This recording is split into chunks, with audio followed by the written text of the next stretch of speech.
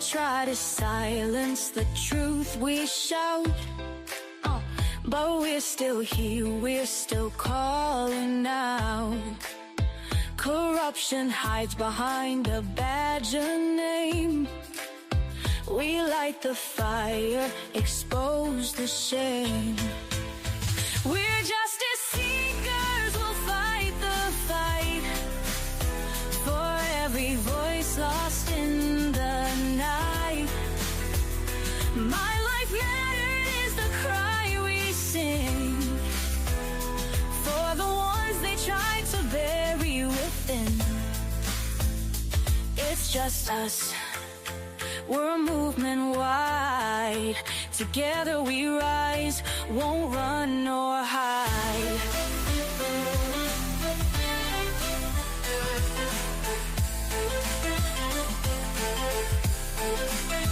The stories echo, the pain runs deep. For stolen lives we can't just weep. Elected power but their hearts are cold. We'll bring the truth, let it be told. We're justice seekers, we'll fight the fight for every voice lost in the night. My life mattered is the cry we sing for the ones they tried to bury within. It's just us, we're a movement wide. Together we rise, won't run nor hide.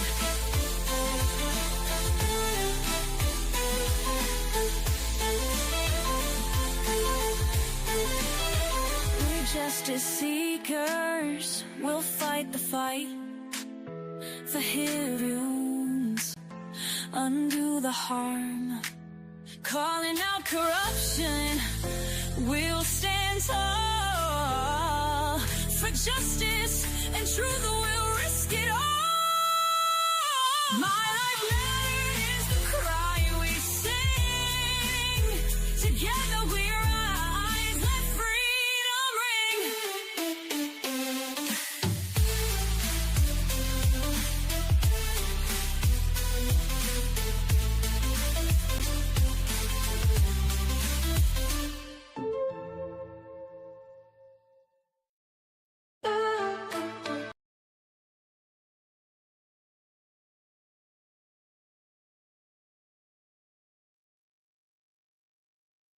Hello, good evening.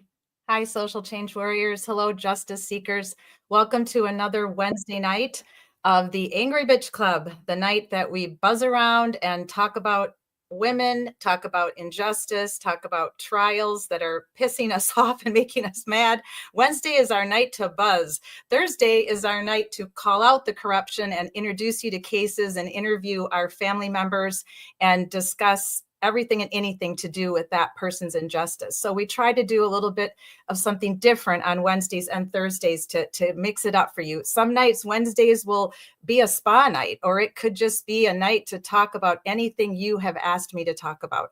And I'll bring you on the platform, and whatever you want to say, you can say, and we'll talk, we'll debate. So Wednesdays is anything's up for grabs.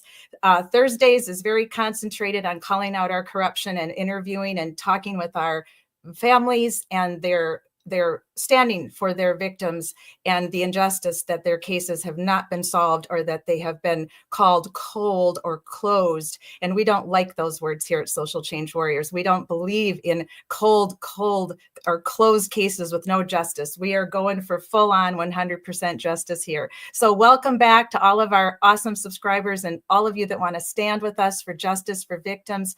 Welcome to new. We're happy to have you. Any questions, you can always send me a DM on the Twitter or on the Facebook, the PM. I love all these things you young people give, acronyms for everything. Direct message and private message, people. All right. So welcome again. I'm happy to put up your chats tonight. Let me put up the link If you want to say something in remembrance of John O'Keefe, if you want to talk about justice for Karen Reed, if you have anything to say about Sandra Birchmore and the injustice in Stoughton and what's going on there, we're all about Massachusetts tonight. So I will, at the end of the show, remind you of the other victims and their families that we're standing for.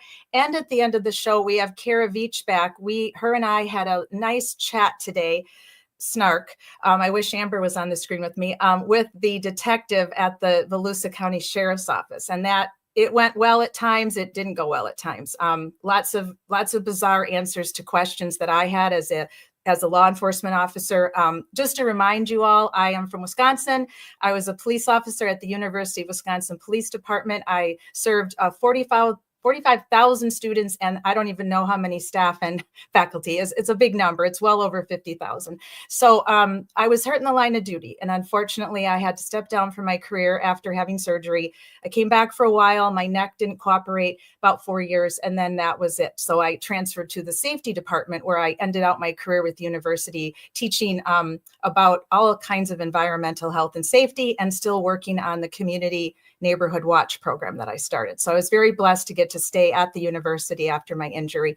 And that's my background. My master's is in social work. I'm by heart a social worker, and I love to teach and educate. That's why we usually have a slide deck that I bring along with me every time that we speak. But tonight it's going to be heavy focus on interviewing our guests and having you come on the platform. I do have some pictures that you saw in the opening to our music. Thank you to our creative department for that beautiful song.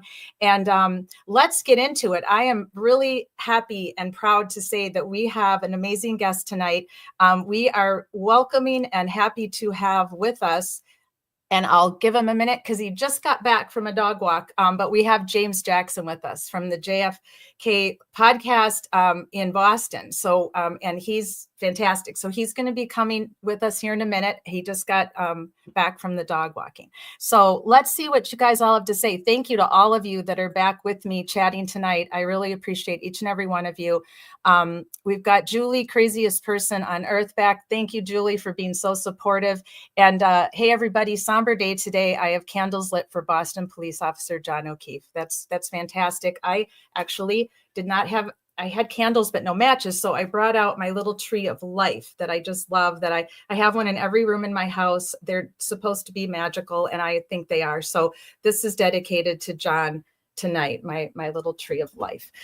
Let's see what we got. Amber, let's see, Julie, when Amber KR says, of course, the night that I step off the platform as a co-host is when James Jackson comes. So we have to praise Amber for this, because she's been on their show. She's been active in their chat and asking them to please join us and stand for justice, and her wish was answered. So we are happy to have James with us, and we'll give him a few minutes to do what he's got to do before he joins us.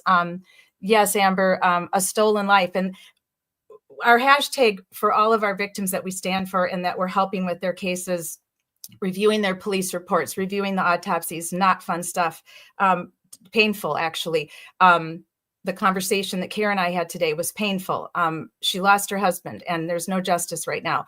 And when people, their lives are stolen because people are just not right. They're messed up in the heads, or you can call them nasty, you can say they're evil, whatever you want to put on them. But someone who takes someone else's life, there is a major problem there. And they have not just taken that person's life, they have taken a component and a piece of their family's life, because our lives are never the same after we lose someone in any kind of a death. But a horrific homicide or murder is really, it's just unbelievable that we can't explain it to anyone. So we're just glad that we can stand for the victims and help them out the best we can to find closure, hopefully justice in the end, when we're done reviewing and calling and emailing and all the things that we've been doing with all of these victims' families, helping, and what you've all been doing. Many of you are from the Massachusetts area, and you've been standing out in the freezing cold. So let's pay a little homage while we're waiting for James. I'm going to have to click back my slide deck here, so bear with me because I used it for the music. But I want to, Amber and I started giving out a Princess Warrior of the Week award a couple months ago now, and we've given it out to quite a few of our families the families that are standing for their victims. So we want to give out the Princess Warrior of the Week award this week to Tom, CPU, and Jess. I do believe now correct me if I'm wrong in the chat box, please, all of our warriors that are justice seekers here tonight. I do believe they're the two that organized it. And I don't know how many stood out, or I know who stayed overnight. I don't know, because I missed some of that. I was trying to remove myself from the Twitter game the last few days for obvious reasons. So I don't know who all came, but I would love to know. So if you can let me know other names. I know Jen O'Donnell was there. I did see that on her Twitter before I exited Twitter for the last 24 hours or so. I've only been on there a couple times today. Jen O'Donnell showed up. Great. I love the hat she was wearing, by the way. But what a great honor for John O'Keefe that people are willing to sleep in the cold to honor that he died in the cold. He died in the front yard of Brian Albert and Nicole Albert's home, and nobody attended to him. And obviously, what most of us believe happened is that there was a fight in the house, some type of unruly situation happened, and John was mortally wounded, and they placed him out on the yard to avoid being arrested, to avoid being blamed. Now, this is my opinion, and you've all got yours, but I really, truly do not believe they intended to frame Karen Read. As far as they knew, she was gone, went home. They had no clue where she was. I really think they intended it to look like an accident, that either he got hit by a car or the plow, one or the other. I don't think they ever intended to frame her. I don't think it was premeditated like that, but that's my opinion, and I'm happy to hear yours. I put up the link for you guys to come up on the platform and talk to me tonight, and you're welcome, or you can type it in the chat box. You're welcome to do that, and I'll read all of them. So I am not monetized yet. I do not accept donations yet. So there are no super chats. There is nothing like that. I will read anything you write and we'll talk about it. So there may be donations at some point, but I have to work that out. I'm going to have to get an accountant, and it's going to be a lot. So I'm not prepared for that yet. So this is my volunteer mission to give back to communities for what I believe was the very good life that I've been able to lead while I've been on this planet. So thank you to Time CPU. This is your invite. You are welcome anytime. I chatted a little bit with Boston Mike today and said I would love to have you both on. I'd like to interview you journalism style, like in the old days when I was working at a channel in Madison called Channel 15 and at a newspaper called the Middleton Times. So I would love to go back to my journalism roots and interview you guys old school because you've really been quite something for the Massachusetts group of supporters for John O'Keefe and Free Karen Read. So that would be wonderful if you would consider it. John O'Keefe was a police officer. He was an outstanding police officer by all accounts. And from what we know, had an amazing record. He was transferred into the department where he was focusing on, I believe it was crimes against children, right? He was in that unit, which is not a very easy unit to be in. And that's where he was when he was working as a police officer when he lost his life. But what we also know is that John was an uncle, and he adopted his niece and nephew under the most tragic circumstances. Who could ever have imagined that you would lose your sister to cancer, and then just a few short months later, 6 months, I believe, you would lose your brother-in-law? It's unbelievable. It's unconscionable. I know I lost my father at age 19 of a quick cancer. It was 6 months, and it was heartbreaking, and my family was broken for a long time. We really were. And it's not something you ever get over. Like when people tell you to get over it, tell them not to talk to you, because if you tell people to get over things, you obviously haven't had to get over things. There is no getting over the loss of a loved one, whether it be from cancer, a car accident, or a murder or a terrible event. You do not get over it. What you do is you learn coping mechanisms. You either learn them on your own through trial and error, or you learn them via a therapist. I went to a therapist. My mom and sister and I, we went to through hospice grief therapy. This is how we coped. But I have missed my father every day of my life since I was 19. And then my grandfather was hit by a car and did not pass of natural causes. So I had two tragic deaths in a year and a half. I have empathy for this kind of tragedy. So we must feel for his family. I know his family has chosen to believe that Karen Read committed this crime. I'm not in agreement with that. Most of us are not in agreement with that, but I still respect them. I honor them. I am incredibly sorry for their loss. And that's what I have to say about the O'Keefe family. John had a convertible. I love convertibles. Man, I wish I could have met John. I would have loved to have talked to him about what it was like being a Boston police officer. My great aunt and uncle live in Foxborough, so I've been to Boston quite a few times. I love your city. I love the whole area, and I sure would have loved to have chatted with him about what it was like to be a police officer. So I'm sad that I didn't get to meet John, and most of you did not know John, but some did who lived in that area and are feeling that tragic loss to this day. So we have been standing for Free Karen Read now for what, guys, over a year and a half, I believe. And let me bring James up here with me. Hey, how you doing? Hey, how are you? Can you hear me? I can. It's great to meet you. Thanks for all the amazing work you and your buddy partner JFK have been doing in Boston. It's just been great to watch your shows. Thank you. I appreciate that. You know, I got a lot of love. The last 3 videos I think I did were just like, you know, I felt like it was time to just touch on the real part of it, the love, the loss, you know, the family and all that comes with that. Yes. And absolutely. I think it did a good job as far as I can see. Everybody was, oh, they were upset, or they told me they were crying. I'm like, I'm sorry, I didn't mean to make you cry, but you know.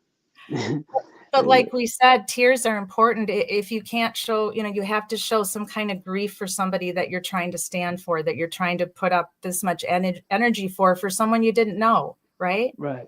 Exactly. So I think it's great that you were able to bring out emotions like that. Everybody in the chat saying hi and welcome, and some people are agreeing that they cried. And yeah, so I've got it pulled up on, for those of you that didn't see it, I pulled it up. Let me see if I can play it for everybody. And then I just have a few questions. I want to ask you how you got involved in this and what your plans are for trial 2, if it goes that far. Let me see if this will work. I hope so, because I love it. It's a great video. You guys let me know if you can hear, or James, you let me know if you can hear it. And I won't be able to see you guys for a minute because I'm in this back room now where I go to play videos. Go ahead, Mr. Jackson. Oh yeah, that's the intro. Can you hear it okay? Yes. Great. Go ahead, Mr. Jackson.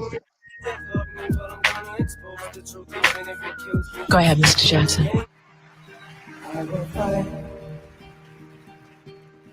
I will fight for you. I always do until my heart is black and blue. I reach my hands out in the dark and wait for yours to interlock. I'll wait for you. His body was found in a snowbank in Canton. His body discovered in a pile of snow. Injuries, including skull fractures and signs of hypothermia. The question is, how did this happen? Who is responsible? Even when I'm down to my last breath, even when they say there's nothing left, so don't give up. My friend's boyfriend did not come home last night. He was on waterfall. He doesn't know anything. No matter what this world will throw, it won't shake me loose. I'll reach my hands out in the dark and wait for yours to interlock. I'll wait for you. I'll wait for you. 'Cause I'm not giving up. As you come down Fairview, there's a bit of a decline and it curves to the left. And my here, and I said, he's right there. I jumped out the passenger side and I fell into the street.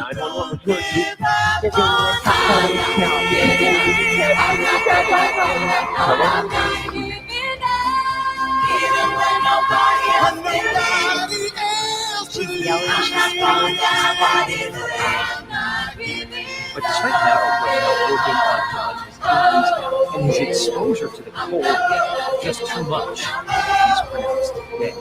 John was apparently not only his family friend, but the entire community. Because John is one of Boston's finest. Boston expect our criminals to commit crimes. That's what criminals do. We don't expect that from our law enforcement. Most important part, to help show the role the government played in this entire conspiracy, because she has decided she had an interest in somebody else.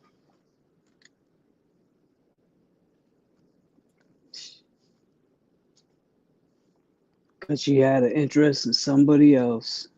Yep. Isn't that something, right? Yeah, so that song is it's by Andy Grammer, the original. It's a good song, actually. I love Andy Grammer. He's wonderful. That was such a beautiful video. And I have to tell you, every time I see that house in the snow, I get chills. And when I was home in Wisconsin, it snowed a couple times when I was back from my knee surgery, and I was there for like 6 weeks. And every time it would snow, I would be like, my brain would just go right to John O'Keefe and picture him in that front yard and nobody helping him, and my stomach just churns. It's just it's heartbreaking. It's just heartbreaking that anybody is willing to let someone die. I mean, and this happens every day, all over the world. People take other people's lives. That's not their job. That's not their right.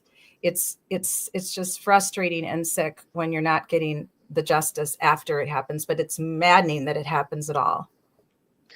That's true. You know, the toughest part editing that, well, there were a lot of tough parts throughout editing, and that part when Karen jumped out the car to run, when she said he's right there and jumped out of the car, that part there was just like, wow, you know. Oh yeah, that just, you just gave me chills just re-explaining it. But seeing some of the footage that you used with them in the house and walking in the snow behind the car, and I can feel that sense of dread and that panic that they were all in, well, except for one of them. We don't know, but we believe that there was no panic for Jen McCabe because she knew exactly what had happened.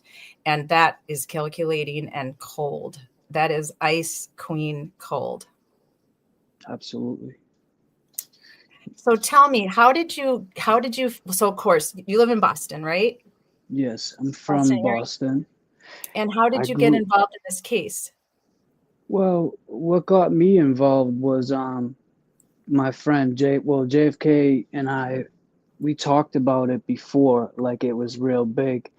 Right. And then he did a video a while back when John O'Keefe was in the bar doing the heel toe, and we touched on it, and I said, man, that's something you would do before a fight. You would hype yourself up if you knew you were getting into a fight. And you can clearly see when Higgins said, I didn't say goodbye to nobody, and then he's like this, and then John's looking at him like you, and then there was definitely words. JFK and I went to the waterfall.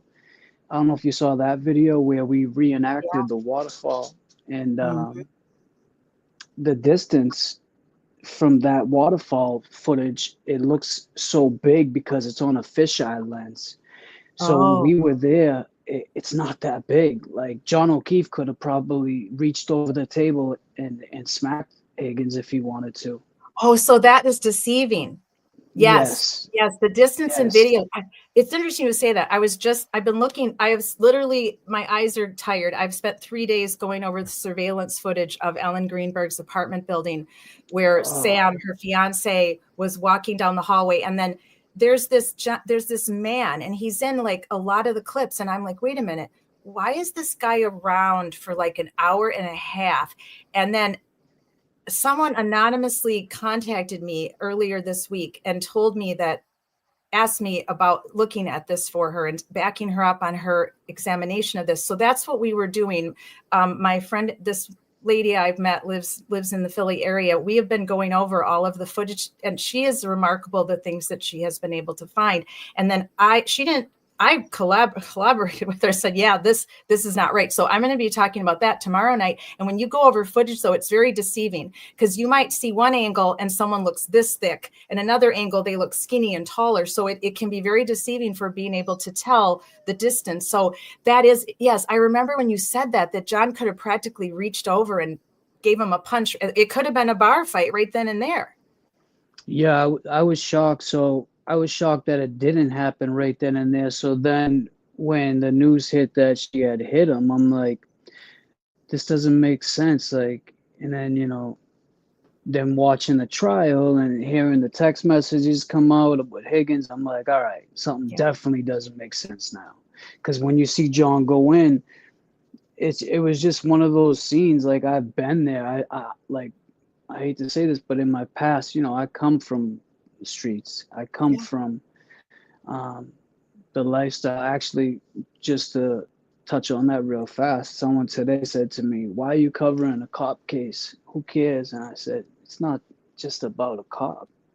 It's about a man that, like, I know the depth of how great John O'Keefe was. Just because he wears a badge does not make, like, but that's just the mind frame of some people that I still know." And so trying to explain that to them is like, I don't even explain it to them. I just say, God bless, God bless, and keep it moving. I've experienced the same thing at times too, where when people find out you're a police officer, they automatically assume that, oh God, you must be one of the really rotten ones or the bad ones. It's in the old days, we assumed cops were good and that there was only a small fraction of bad ones. Now it feels like the absolute reverse. Well, it's like they're more sneakier now. When I was growing up, they would just beat you up. They would pull up and just beat you up right away. So you got that beaten out of the way and you were good. You had no more problems with that. I mean, maybe you did. But so I can see why some of these kids are still they're still branded to, like, this day. The trauma that they carry with them to this day is why they're like that. Right. But so back to why I got on the case was, just seeing that it just didn't make no sense to me, and I knew there was something else to it. And then as it played out and unfolded, we all seen that it was just more than it was, and it's like, the corruption. I'm not sure if you're familiar with Boston, Sean Ellis case. Yeah. I mean, I would follow cases all over the country. I always have. Even before I became a police officer, I was following cases and true crime and I would read fiction crime. I think I've read every fiction crime book there is. So yeah, I do. I don't know a lot about it, but I do know the gist of it. But yeah, tell the audience about that. Oh, so Sean Ellis it was going to go to 4 trials, but he did 24 to 25 years in prison for a crime that he didn't commit. It was a police officer was murdered.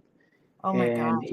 And back in Boston back then, it was real rigid with the racism, was bad. Right. And you just had the Charles Stewart case where he blamed it on a black man and said, my wife was, but it was really Charles Stewart who shot his pregnant wife and then jumped off the Tobin Bridge. So Boston's had a lot of serious cases and, so forth. So each county has seen their share of corruption. And yeah. So now we have Karen Reed in 2025, and it's like, is it ever gonna stop? It's like, finally, I love to see this all come together. I'm gonna be 44 in a week, a couple days. You are February not. 3rd. You look like you're in your 30s, for goodness sake. I know. I think that's why I get so much slack. Sometimes people say shit to me, and I'm just like, you don't look like that. Well, so thank you, but yeah, I'm gonna be 44 in a week, and so, well, the chat's trying to hook you up. There's all kinds. I don't know if you've been paying attention, but there's all kinds of things going on where they're going to try to match make you. And you got Amber and you got Julie, craziest person on earth. Is that what's going on right now? We're talking serious, and you guys. Yeah, we're trying to talk serious, and they're in the chat box trying to hook you up. Exactly. All right. I think John would approve, though. I really believe that John O'Keefe would approve of this. I think he would say, "I'll allow it." Yeah, John seemed like a good guy, and he seemed funny. Like he had a really good sense of humor, right? Yeah, he had a good sense of humor. He was quick with it too, with the texting him back and forth with him and Karen and stuff. Like, I would see the texts between them. Yeah. And he's like, "All right, Karen, you gotta announce to everybody that you want to go have a drink. Just go." Like, he had that snarkiness to him too, that you could tell, like, funny side. But it just, and you know, him taking on his sister's kids and being a like he wasn't ready for that, but he stepped up to that. Like just the whole story Yeah. is what got me. So I that's know why. he was literally a bachelor, right? Living the bachelor life, working full time, dating numerous women, as we found out. But then Karen, you know, for what 2 years, I think. And so, yeah, his position of taking on a full time father and being a house dad, and you know, cleaning, cooking, school, sports, that's a lot for anyone who's been ready for it, who's been raising the child since a baby, and who's preparing mentally for what it's like to have 2 children in sports and music and friends and sleepovers. And all of you in the chat who have kids, you know what I'm talking about. And for him to step up like that was huge. And it just showed his character and what a good person he was. And it's just incredibly sad that he lost his life, and now the wrong person has gone through an entire trial with so much shenanigans. My head was spinning during the trial. I wasn't live streaming at that time. I was just doing a lot of Twitter and Facebook posts about the case, but my head was constantly spinning. I'm like, what kind of, oh, here, I'll have to put up the banner that I think it was Julie, craziest person on earth, that we were a couple lives ago. It was Amber or Julie that wanted to do something that you guys put up as the fuckery disclaimer. The disclaimer. Yeah, we got the disclaimer. Yeah, I got a the couple weeks sticker. ago. Oh, you put the disclaimer up? We did, in honor of you guys. We put the disclaimer up while it was one of the Friday Night Lies. We've been going over the trial and we've been analyzing the witnesses. We've been asking 3 questions of our chat on Friday nights. Did they tell the 100% truth? Were they evasive, or did they lie? And then everybody's got to vote at the end of the live stream on Friday night. So we put up the fuckery disclaimer during Carrie McLaughlin's testimony. Yeah, that's funny. Yeah, so I have in my memberships, I just got the stickers for the disclaimer. We're gonna do the merch. You know, we've been so busy with JFK and I. We get the awareness out there. JFK has always been on the ground. You know, you talk about boots on the ground. He's been doing this for years. You know, hand over fist, meeting people. Like, you know, he's an artist. So when he would, you know, promote his work or his music or a show or whatever it was a, you know, a flyer or a business card. And so we took Karen Reed this last Celtics finals. We took them when the Celtics were in the playoffs. We took Karen Reed there, and that's when it started. We started interviewing people, and we got this great interview, and the Young Jerks picked it up, and then JFK. But so it was just like domino effect. JFK was on Young Jerks. JFK and I, you know, he's the pilot, I'm the co-pilot. Yes. And now here we are, you know, so it's great. It's really amazing. been great. I remember when Amber first told me about your show, and I'm like, oh, I got to watch this. This is really great stuff. And you're just both so natural together, and everything just flows. You seem to have a great group of people that come live and talk in the chat box and interact with you. And it's really helpful when you have that going on. I had never live streamed before August. I had done a lot of pre-recordeds, and I've done a ton of public speaking in my life. Public speaking is not easy. This is, to me, almost the equivalent of it. Pre-recorded was pretty great. I mean, I knew what I was going to. I had my speech. I could get rid of things I didn't like. I could stop it, start it. But it's like this editing. It's like the same thing as editing, kind of. You know, you can take out pieces, put pieces in. But this is all freestyle. You know, this is freestyling, and you got to keep the people engaged, and you know they don't. You know, some nights they're like, "Oh, James, you look tired." It's like, I am. I've been sitting in this chair 4 hours, and it's not comfortable. You know. Exactly. But exactly. But it's a whole level of something, isn't it? I mean, live streaming has a life of its own, and I've learned so much since August, and I'm learning more every day. And the subscribers, the people that come and listen and give me great suggestions and great advice, and it's so. Working with Amber was wonderful. She and I have a lot in common, but she also grounded me a little bit. So I am sad to say that Amber is stepping down for a while. Her son was recently in the hospital, as all of you know from her Facebook post. So she needs to pay attention to her little one and her family. So we will welcome her back anytime. And I I'm so grateful that I had the opportunity to live Is stream with that Amber? Oh, yeah. Oh, she's your Amber mod, Amber KR. and KR. Yeah, Yeah, she's in our yeah, she I'm comes to a sorry lot. to hear that, Amber, I am about too. you. But she Yeah, has to put little buddy first. Family is absolutely. first, and she has a Family full-time first. job. So, but she's welcome back. She knows that anytime as a guest or to come back and do one show a month or whatever she's comfortable with, we have to get through what we've been going through as well. So there's been a lot happening in the Twitter world. I've considered leaving Twitter X because the Yeah. hostility is beyond I belief. don't go on there. You know, I No, just don't stay away. well, I just started going on and like to put my videos on, and I mean they're Oh, doing right, really right. well. And then you'll get like maybe 3 or 4 people that will say some dumb shit, Yeah. and it's like you won't see no likes, no comment after that. So it's like there you go. You're happy, you played yourself because you thought you're gonna get this big response, and Right. nobody said shit to you, or nobody engaged with you It's with that weird, right? drama. Yeah, it's like Yeah. I don't And then know. they come at you That's like just the not for me. be careful if you Yeah. say anything else positive about free Karen Reed, because as soon as the anti see on there, they're coming like bad, mean wasps. I mean, they all just come down and sick on you, and they say some of the most obscure, obscene things. I've been called a moron. I've been called a loser. All because I believe Karen Reed is innocent. That's my opinion. I'm allowed That's to your have it. That opinion, doesn't make right? me a loser or a moron, right? No, absolutely not. It's just Not at all. insanity. So I want to ask you, what were your, I'm just going to put up the, go back to the slide deck a minute. I wanted to ask you your thoughts about the Free Karen Reed movement. And so anyway, I wanted to say this too, because I do have an order to this little deck tonight. This is I'm thinking this might be the last time that John and Karen embraced, which makes me incredibly sad. I when I first saw this and when they showed it in the trial, I thought, does that look like someone who's about to her boyfriend? I'm not supposed to say the M word. Yeah, no, No, not at all. it's insane, Not right? at Look at her all. face. Look at her face. She's happy to see him.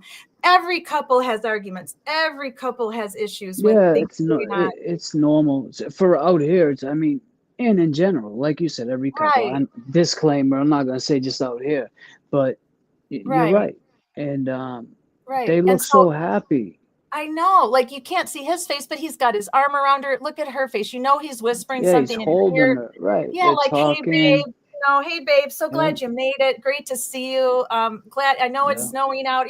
We don't know, but given that a lot of people were there and they were chatting and then they left and got in the car, this could literally be the last time that they hugged. So this photo, I've looked at this a couple of times. It makes me incredibly sad.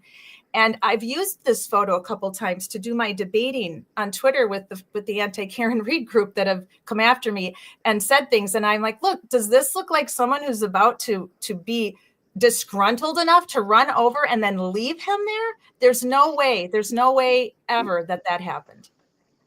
No, not at all. It's funny because they don't come after me, really. They don't come after JFK and I that much, That's good. I don't know That's what good. it is.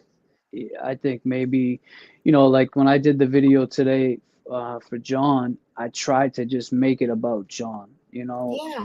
Yeah. Also gonna say in the video, this video, I believe, in order to get justice for John O'Keefe, we need to free Karen Reed. So of course I'm going to say that. But perfect, because I just put up her and her attorneys, which yes, because I've been using hashtag free Karen Reed and then a space and then for hashtag John O'Keefe, because there can be no justice. I made a post today. There can be no justice for John O'Keefe until you arrest the perpetrator and have them go through their trial and hopefully convict them and put them in jail. There is so much corruption in the different cities in our country right now. And it's easy to lose faith. It's easy to say, I can't do this anymore. I can't stand to do this anymore, because as Ed Byers pointed out to me, he's been one of my guests 3 times now since I think September. He helped call out crime and corruption in a small county called Clark County, Indiana. And Ed is amazing. He's been in law enforcement. He was in law enforcement his whole career. He's retired now. He literally helped flesh out the corruption of a sheriff and many others with that. I think I saw. Was he on the show with you and Sean that one time? Yes, he was. That was the time I saw Right. that show. He popped in. he popped in to give us an update, but we did a full show with him, just him, like weeks prior. And you would not believe what was going on in Clark County, Indiana. For over 20 years, some of the crimes that this sheriff committed while he was a sheriff, and then when he was just on duty as a deputy, and then even prior, were so old that they couldn't hold him accountable for them. They were beyond the statute of limitations. Well, you know what they say, if nobody saw it, kid, it didn't happen. I know it. And It's terrifying, right? And this is just going on in counties, and in Philadelphia, it went on with Ellen Greenberg. In Colorado, it's going on with Suzanne Morphew. It's going on everywhere, and but we have to keep standing. Those of us in our communities that believe in justice and want to see people pay for their crimes and the victims to have justice, we have to keep standing. We just have to find ways to get self-help. Like, that's why in a little while, one of our guests that's coming on, she's going to walk us through something we can do for calming and stress. I have had panic attacks this week and last week. I have had just a lot going on, and I need that. So I want to bring her on tonight. She's amazing. Dr. Jones, she follows the case. She knows a lot about it. So she'll be joining us in a little bit. But I want to draw this picture. Always, to me, it was beautiful, of Karen. And her face is like, I'm not giving up. I did not do this. I'm standing for myself. And then look at the face back here of Paul O'Keefe. He was so nasty during the trial, his facial expressions and his demeanor, and the people they brought with them purposely to upset her and to try to get a reaction out of her. That is just mean. I mean, it's just downright mean. I can't even believe the judge allowed that, to have the witnesses sit with the family. Oh, like, no, that just, wait, let's put the Fockery disclaimer back up, because that's utter crap. That should have never happened. I mean, they were literally staring at the jury. How do you bring people that were basically accused of being a third party in this and possibly killing him to stare at the jury? How do you do that? I don't get that part. That part is I don't. That's basically saying, look, if we don't think they did it, if we're the family, if we don't think they did it, then how could you think they did it? And that's just like, that's not giving Karen a fair shot at all. So that's right there. That's not a fair shot. You got a trial it needs to be fair, Courtney, and it's not, unfortunately. I mean, I've seen me personally been railroaded by the justice system, I'm sure you have. You've been talking about that on your shows occasionally. And do you plan to address that on your new? I signing up for your channel, by the way. I'm trying to I want to go to what's the best level I can do. Is that it don't matter. Your prices are very economical, James. I think you need to take more stock in yourself. Raise those prices a little bit, right, Chad? His prices were too economical. I don't know. I just thought maybe start low, and that's what it is. Like, I'm not trying to hit nobody over the head. If you appreciate the work and you want to Venmo or something like that, that's cool too.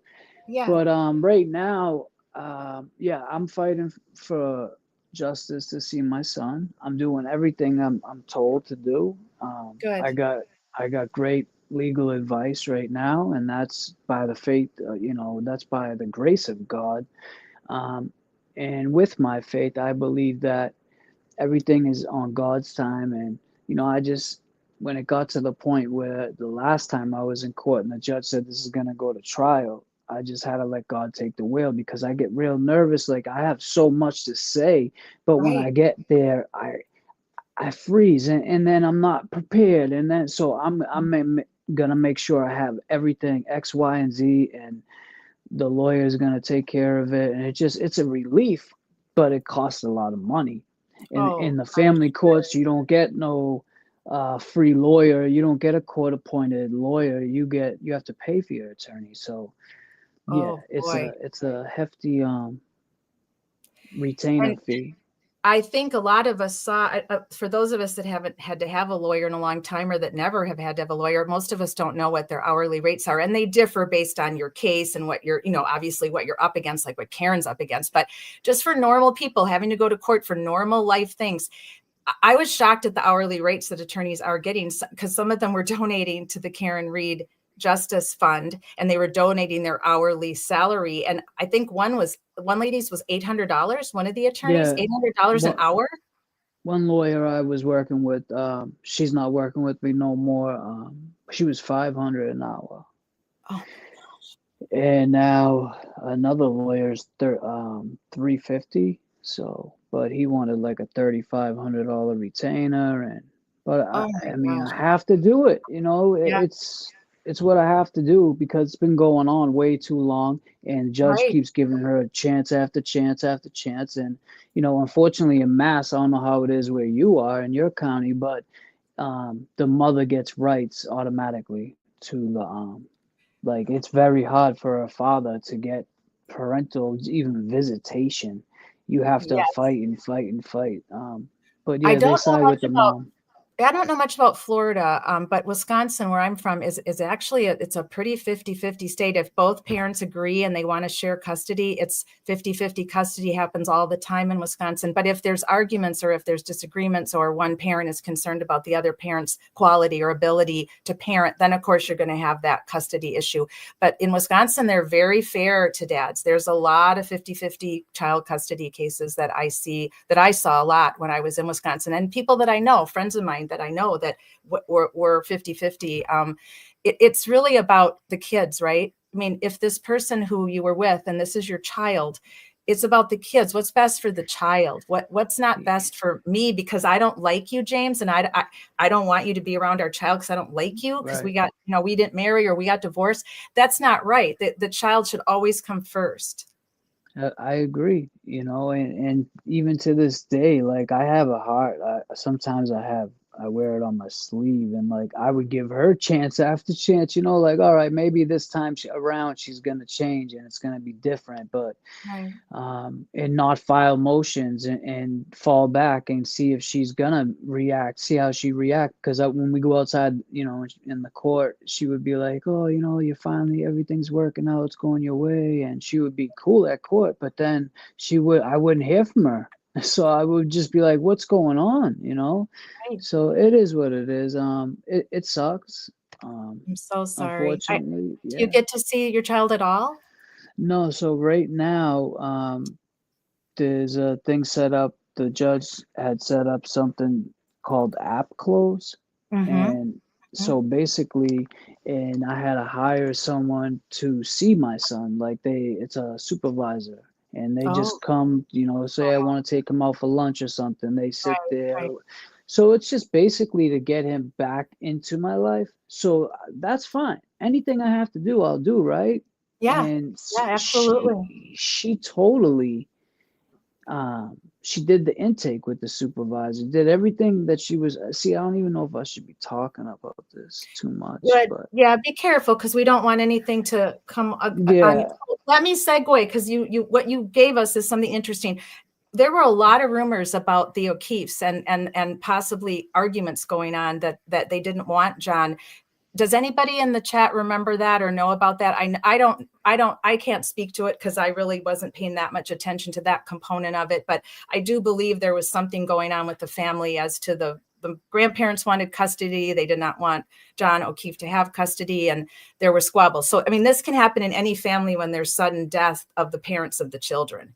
You know, you could see that happening. So I don't fault anybody for, you know, I don't fault the grandparents for wanting to raise the kids. I don't fault John O'Keefe for wanting to raise the kids, or I don't fault Paul O'Keefe for not wanting to raise the kids, to be honest with you. He has his own kids. Could do it. Whoever financially could do it. Right. Who can best care for them and give them the time they need and the supervision and the care. And so there was a lot going on socials about that, which I don't think was really any of our business or concern. That certainly had nothing to do with but this is what happens with social media. You have to be so careful and take care of yourself on social media, take care of your mental health, and focus on what, you know, it's important to you. And why are you following true crime? Why are you following this case? What about this case? If you don't live in Massachusetts, what about this case brought you in? I've been thinking, Amber and I have had many chats about that. This will go down as probably now, this could end up surpassing, well, it'd be hard to surpass O.J. Simpson. But this could, I mean, in modern history now, because OJ's is so far removed, this could surpass that as one of the most watched trials, the most talked about, the most social media about, right? And I'm curious to those of you that are in other states, and I know there's quite a few of you that are. So I was just curious about that. What was it about this case that drew you in versus other cases? Now, James, you are there. This is in your backyard. You know, you're just so near there. So that makes sense to me why you and JF would, you know, let me follow this, because this has to do with my own home city. John was a Boston police officer.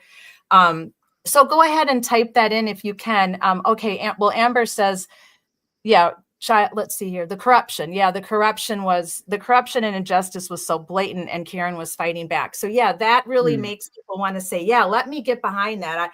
I can see the corruption. I can see how blatant it is. Let's get behind that. And then of course we found out about Sandra Birchmore in Stoughton. Well, that's another thing. Yeah, another one. And it's like the same people involved, same county, same officers. Yeah, same same officers. So it makes you wonder, because John, you know, to segue back to taking the kids, John took that job in Canton, or was it he took a desk job? So he was doing like the sex crimes or whatever. Right. So maybe he knew some shit about. Hey, I've always thought that. You can ask Amber. She'll say, I have always wondered, did he find? I am of the belief, and I know you guys have, you know, everybody's opined. I love that word.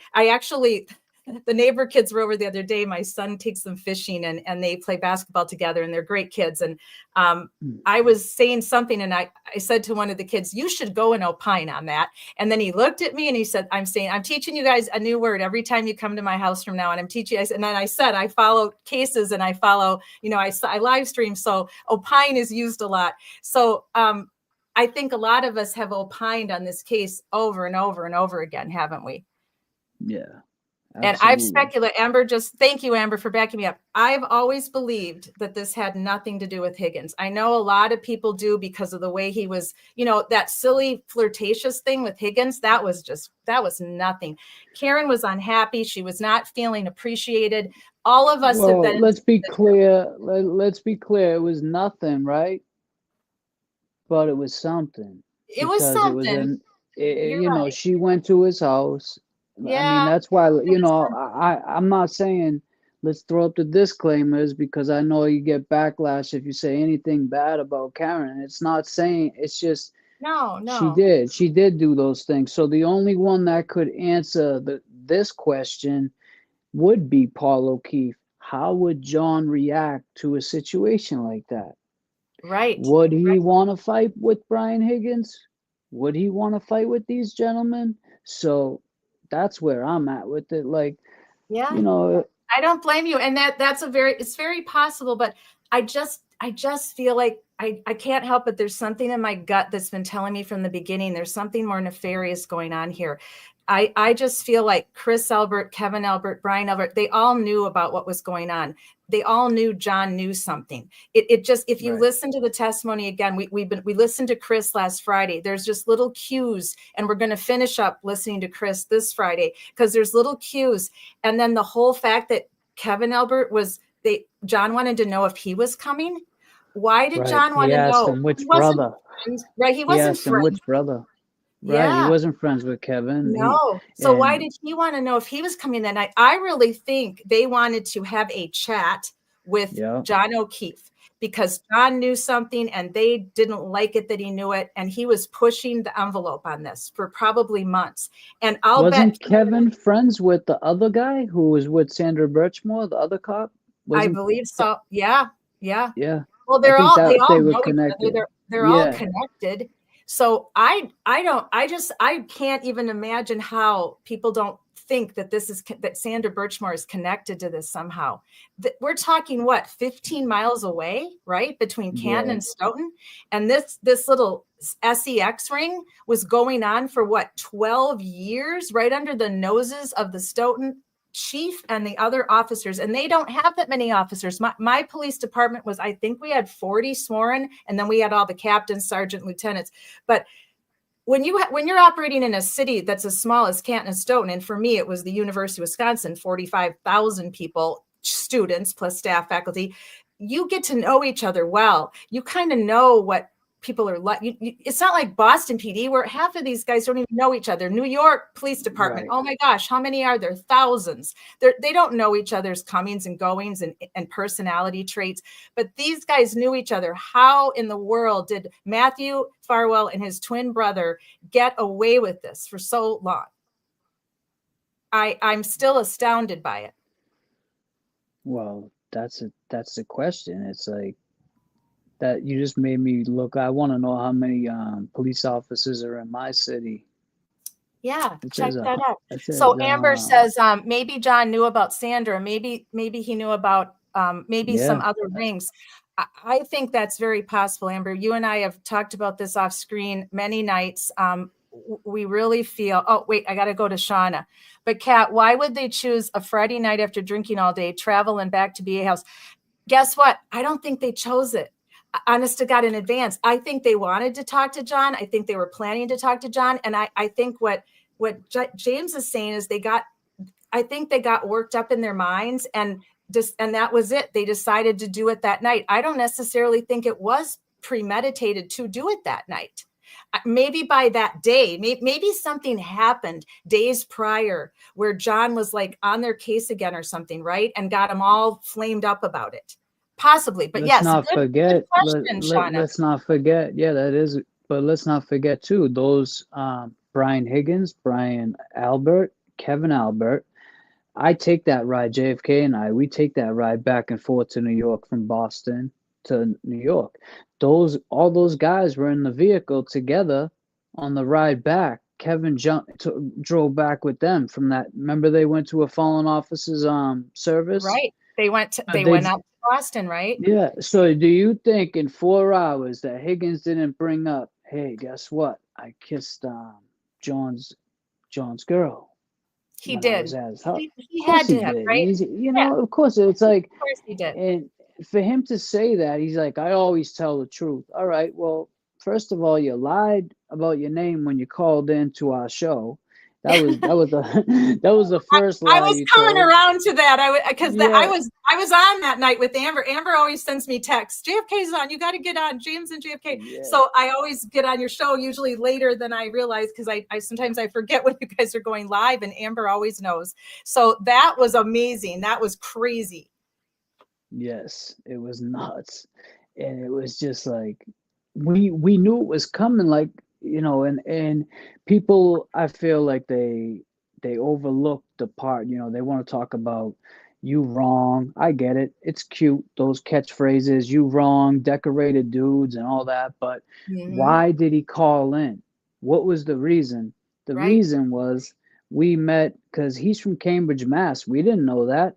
We were going to Cambridge Side Galleria to try to find Santa Claus. That's all we wanted to do. It was Christmas time.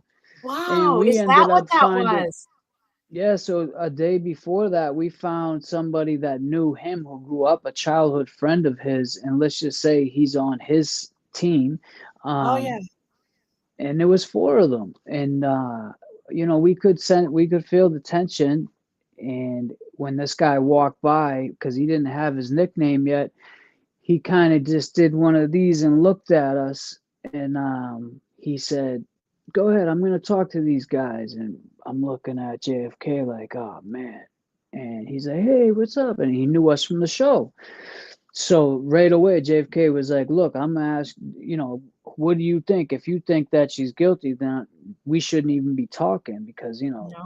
And he's like, no, I think she's innocent. He's like, actually, I just talked with Brian Higgins a couple days ago. And we were like, really? So now we sat and talked with this guy for a long time. And so we got the nickname because of Cambridge Side Galleria, and then Seaside, it used to be Cambridge Side. So he comes in the chat and he'll verify, when we're talking, you'll see him come in the chat. But the other night, JFK got a little amped up and he was saying like, what, Higgins, just turn yourself in, just do the right thing. Because Seaside told us what you did, and then when we reenacted the waterfall, so Seaside, we told Seaside that we went and did that because we went to Canton, we went to 34 Fairview, we did the whole trip. And, wow, that's great that you guys did that. Yeah, well, we figured, let's just for the 48 hours that he was here, he landed and we touched down and just got everything done, all the footage, everything. We went out to the bar, saw that. We saw the house. We pulled in the driveway. And that's another thing. Everybody thinks that house, the yard's big. It's not that big at all. So, yeah, I mean, there was reasons why Higgins called in. It wasn't Mhm. just because he picked our show to call. No, it was, Oh no. That was definitely, yeah, he didn't just like, oh, let me call in to JFK and right, James. right. I never thought that either. But thanks for telling us all that. Some your people that come to your show regularly and in your chat probably knew that, but I didn't know that. That's really interesting. I think we just told him the other night. We kept, because that's another thing with JFK and I. Like when we were leaving Seaside, he seen us mic'd up because we were doing videos editing that day. He's like, "Hey, those ain't on, right?" Like that's not Oh. on, right? Because he had the camera on his thing. I'm like, "No, we don't have our mics on. We would never do that to you. We would never throw you under the bus. Don't worry about it." That's really So interesting you to say that because the other Florida case that I'm working on right now is an hour and a half to my west, which is in Ocala. And it's a missing woman named Sarah Ebersol. And she's been missing for almost 2 years. And Amber and I and a few other of our supporters have been helping to try to figure out what happened to her. And Michelle and I talk almost daily. And one of her ex-husband, actually they weren't married, it's the father of her child, and had been domestically abusing her for many years. And she had restraining orders on him. And when the police went to interview him at one point, before technically they've ruled him out, but I don't buy it. And I'm working with Michelle to try to figure out how we can get more action on her case, because I've read all the redacted police reports because we can't get an unredacted because she's now been labeled missing and endangered since Michelle started live streaming with me. Before Michelle wow. started live streaming with me, there was absolutely zero action on her case. She wasn't upgraded to missing and endangered. She did not have a new missing flyer. They weren't taking Michelle's calls. And one of the last times they interviewed Joe, the father of her daughter, who has custody of her daughter, it's on the actually, Sarah, Michelle was able to find out that he said, "Hey, is that on? Is that body camera on?" And I'm like, why are you asking that, Joe? If you're innocent and you didn't hurt Sarah, why do you care if his body camera's on? And then for some weird reason that we haven't been given an answer for yet, the officer turned off his body cam. This guy has been arrested for beating up a 75-year-old man. He's violent. Why is an officer turning off his body camera? Well, sometimes they say they turn. I mean, did he turn it off? Because He turned it sometimes they off. do say that. All right, well, he might No. have turned the only thing I could think of would either be he lied about turning it off, and since you're saying he didn't, then the other thing is sometimes they might turn it off to be like, all right, to try to get you to give them some more information. True. Yes, true. I But mean, you are a cop, you should know, you know. we didn't have those. It was a couple long time ago. We didn't have body Yeah, cameras yet. right. I never got the pleasure of working with that. So that's a new technology in the last 10 to 15 Right. years. So, but yes, I do understand it. But I know for Michelle, it was frustrating because he was a prime suspect. And Yeah, now it's a you don't person have of any. interest. He was a big time person of interest, and he was a suspect because of all the harassment and his violence with others and treatment of other people. Not to mention, he was stalking Sarah for several years before she went missing. So Now, do the who is math, this right? man? What does this man do for work? Right now I don't know, because what else he's been doing is moving a lot. He moves a lot. And so Michelle has not seen her niece in 2 years. He keeps the niece from Sarah's family. So something's not adding up for me. And I'm going to keep digging with Michelle on this case. And Michelle will come back next week and we'll do an update. We'll do a live stream update because things aren't adding up. There's too many questions, not enough answers. And No, all of Amber, Michelle's. I'm sorry, I didn't mean to cut you off, but no, No, Amber, I go was ahead. asking what he did for work because I didn't know if he was like a cop or she said he does squat. He Oh, squats. That's he that's what he does. exactly. But He's right. well, He's a squatter. So hey, I wanted to say hi to Dennis Feeney, I believe is in with us tonight or was here. Kathleen Gates, hi, welcome. Obviously all of our regulars, Sherry D, Shauna, Julie, craziest person on earth. Welcome, Ken Hathaway.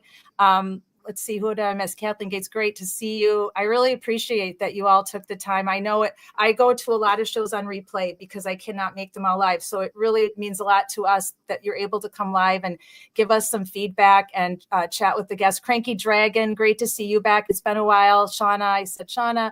DB, great to see you, DB. And I want to make sure I didn't miss anybody. Amber E, welcome. It's great to see you. I've been trying to put up I think 80% of your chats, and I'll go back through and read them all as well. So if there's any questions or anything, I will be happy to put your comment up on my Twitter as well. DB, just make sure I didn't miss anybody. I know there's other my people. Twitter, what'd you say? My Twitter? Don't put mine up.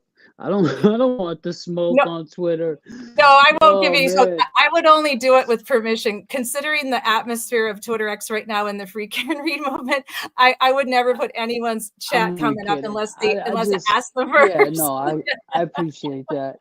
I don't get it. I really don't. Oh, I don't Lulu understand. Bell. Hi, Lulu Bell. Nice to see you, Lulu Bell. Yeah, Lulu Bell is yes, probably Lulu just Bell. Yes. Oh yeah. She is in over the pond. I will not give out I will not dox her, but she is over the pond. We have a lot of support, James. You have a lot of support over the pond. It's really quite something. Yes. Cool. So one last thing I wanted to ask you about, because I didn't want to keep you too long. Let me put us back on here. I wanted to ask you about the movement. So isn't it something how an entire community decided, hey, we don't buy this. We have corruption in our midst. We are going to stand against, we're going to call out corruption, which is our hashtag for Social Change Warriors, calling out corruption. And these folks have done it. They have called out corruption in Canton, Massachusetts and Stoughton, Massachusetts and surrounding other areas. I am so impressed with what they've done. Tell me your thoughts about the movement, the as they call it. A lot of people like to call them this is actually the capital, by the way, in Madison, Wisconsin, where I'm from. And this is my capital. And I took this picture when I was home when I got out of the hospital. I love my capital. I go up there all the time at night. I love it at night the best. So I wanted to put that up there. Looks like the White House. It does a little bit. The Wisconsin State Capitol looks a little bit like the White House. It's so, and the inside, if you ever get a chance to come to Madison, the inside of our rotunda area and the artwork is just beautiful. So I always like to show my capital when I get a chance. And these were the flyers that Amber and I had printed off. One of the lovely ladies from the Free Care and Read movement, and I wish I could remember her name. I'm going to have to go back and look it up so I can give her some cred. She sent this to me with the what do you call these things again? What do you call these little guys that you take the picture of and then it comes up? I forgot what they're called now. I know it's like this new technology that I'm still learning, but the QR code. The QR. Thank you, James. The QR. She sent this to us. So we made like tons of copies, like 100, and we handed them out when we did the standout in July. And I have some here. I didn't get to do the standout the day of the standout because it was 50 degrees and pouring rain here with 40-mile-an-hour almost hurricane, feels like force wind. So I'm still going to do my own little mini standout here and hand out the rest of my flyers. I'm going to wait till a little closer to the trial. Awesome. But look at all these great Dennis people. Sweeney. Yes, Dennis Sweeney's in the house. We ain't got no quit. Thank you, Dennis. You are amazing. I've loved following all the progress that you and Rita and Jen and your what's your wife's name, Dennis? I'm forgetting. Someone help me. What is Dennis's wife's name? And the Jess that helped organize was Tom CPU and Boston Mike. All of you guys have been standing out and there's so many more names. We'll have to, somebody send me the names and I will do some type of graphic scroll. I would just how the end of a movie, how they put up the credits. I want to do that for all of you because I wish we could come up with all of you in every town in America, because then we could stand up. right? We I could could stamp edit a out. video and just put everyone at the end of the credits, you know, all creators. I'm sure Brenda, there's something, thank I'm you. sure Microdots is working on something like that, you know. Yeah, we need a credit roll for all of the volunteers, for everybody that has stood out, stand up, slept overnight in the cold now, as Yeah, Jess and many wow. of them did. Tom CPU last night.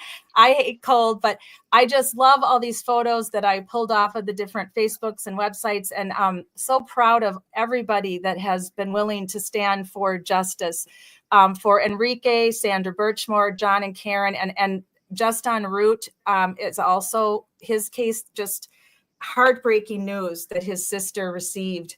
I believe that was a couple weeks ago, that they're not going to pursue any charges in his violent ending. I'm heartsick about that. I don't know if many of you Yeah. followed that either as well, but there's never any reason ever for that. That is just horrifying what No, happened to him. And you have our it seemed deepest like condolences. overkill. Yeah, it Yeah, definitely seemed like an overkill. it was overkill at the highest level, and I'm just sad for her and her family. I had a friend of hers on the show back in the early beginnings of our show, and her brother was hurt. Thomas Purdy, Anne Marie's brother, was unalived in Reno. He was on vacation and he had a mental health issue in a casino. And instead of calling for mental health type call where they would Baker Act him, which is what we call it here in Florida, and you guys call it, what do you call it in Massachusetts? Sectioning, or Oh, section, yeah, section them, or yeah, like section right, 8, right. It's section 24 or something, Yes, I think yes, it is. that. Well, so they did that to him. They could have, that's what he needed. And instead they treated him like just a criminal, and they didn't even treat him with any kind of dignity. You treat everyone with dignity, no matter what crime they've done, because that's the law. And they are entitled to be arrested and face their charges in front of a judge, and then a trial if Right. necessary. You treat everyone with the utmost respect from the minute you arrest them till the minute you are handing them off to the jail. And then the jail should treat them with the utmost respect until they go through the criminal process. We should never be beating up suspects or laying hands on suspects or overreach of our continuum, our force continuum, where officers have to decide, do I continue to lay hands? Do I get out my pepper spray? Do I go to my baton? Or am I forced to use my gun? That is the continuum of force that every officer is taught and trained on in the police academy. Should be the last resort is your gun. Absolutely. I mean, especially in the amount of officers that was there. I don't know. I'm not really that familiar with his case, so I don't want to speak too much on it. Right. How many cops were there? There was a couple though, right? Oh yeah, and they had him. He was on the ground. He was bleeding. There was no way he was going anywhere. I don't know a lot about either, because Anne Marie was the one that told me about Just en Route. So they have a foundation now and we're going to revisit that, because we had Anne Marie on. It was our very first calling. It was my very first. Amber wasn't even with me. It was my very first calling out corruption. I had Anne Marie on to talk about Thomas Purdy, and there's no justice for Thomas now. There's no justice for Just en Route, and they were both in a situation of overreach by the police. In Just en Route's case, it was by use of a gun, and in Thomas Purdy's case, it was by a stranglehold. They did a hog tie maneuver on him, and he was asphyxiated. So that just should never happen, never ever happen. And these two women with several other families have started a foundation for family members that have died in the hands of police custody or by police overshooting and overforce. So hopefully we'll have both of them on again soon, and they can share their just horrific tragedies with us, so we can understand more about what happened. But here's the rest of the photos. And of course, Rita, what a force to be reckoned with. I mean, I don't think when she was on our show twice this past summer, she shared with Amber and I that she never expected to do any of this. She was working, her kids were growing, she was doing her own thing. And then this whole case came up right in her town. And then the select board shenanigans started happening. And her and Jen and many of you started going to these. I started watching them on the Young Jerks. So thank you to Mike, because that was great coverage of the select board meetings. I was fascinated with them. And all of these people need to be voted out. They're not doing their jobs. They are not doing what they need to do for Canton and for all of their residents. And Rita and Jen and all of you that have been shouting out and trying to be, open-minded, but also standing your ground and saying, look, we've had enough. We're not going to put up with this anymore. And that's what all communities really need to do. And it's really been quite something to see. So I just wanted to get your opinion on the movement and how amazing it's been. I think it's been amazing myself. I think it's a great, like I said earlier, it's great that finally, it's sad, unfortunately, the situation, but finally it's getting some recognition of how the corruption in mass and just how bad it is. And, it destroys families, it destroys towns, it destroys this case here is just gone worldwide. And that's why I believe that, if everybody can just do their part and continue to keep, stay focused. I see a lot of people get sidetracked by, right. Like the stuff that doesn't even matter or make sense. Let's just stay focused on what we came in this for. And that's why I always try to bring myself back to those videos that get myself emotional kind of when I watch them. And it's the heart and soul of who I am as a person, and it's my way of showing how I care for both John O'Keefe and Karen Reed at the same time. Yeah, me too. It's obviously for different reasons, but we have to get the right person arrested. And the post-trial, what did you think about everything that's gone on from the post-trial? It's been, I hate to swear because I don't like to swear a lot, but when I get mad, I do. I walk around my house and swear sometimes, but it's a shit show. Post-trial is an absolute shit show with what's come out about more shenanigans, more going on with the Sally Port, jurors saying that they voted this way and not that way. Motions. How many motions have we had? Guys in the chat, ladies and gentlemen in the chat, how many? I mean, where have you ever seen anything like this? It's continued now since the trial ended, and it's going to keep going until we get to the new trial motion. Now there'll be more new motions because what is going on with this new what is the name of the gentleman? Green, right? The gentleman that is talking about the Richard 227 Green. house long to buy and hold, right?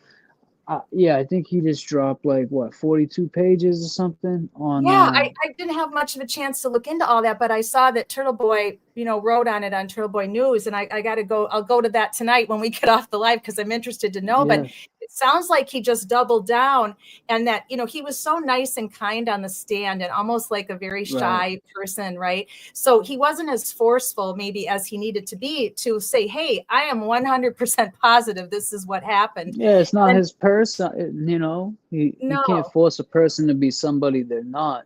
No, of course, yes, absolutely. But I think he finally thought, hey, I got to come out. I got to say something. So this is huge, don't you think?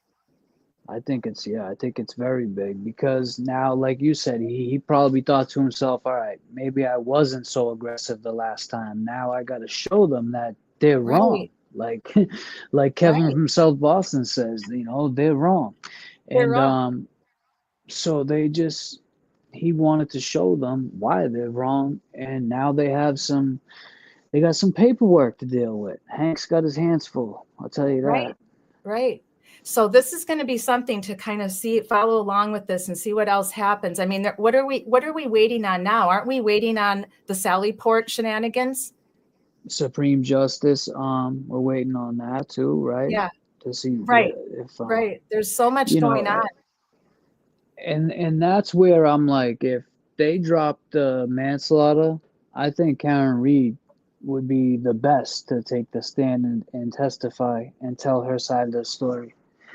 I mean, I think she could do a good job. They hate putting people on the stand. Most lawyers do not want to do it. It's very rare to do it.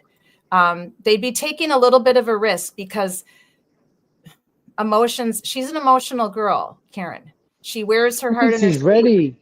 I think she wants to, though. I really do. I think she's ready to tell her side. I think she's ready.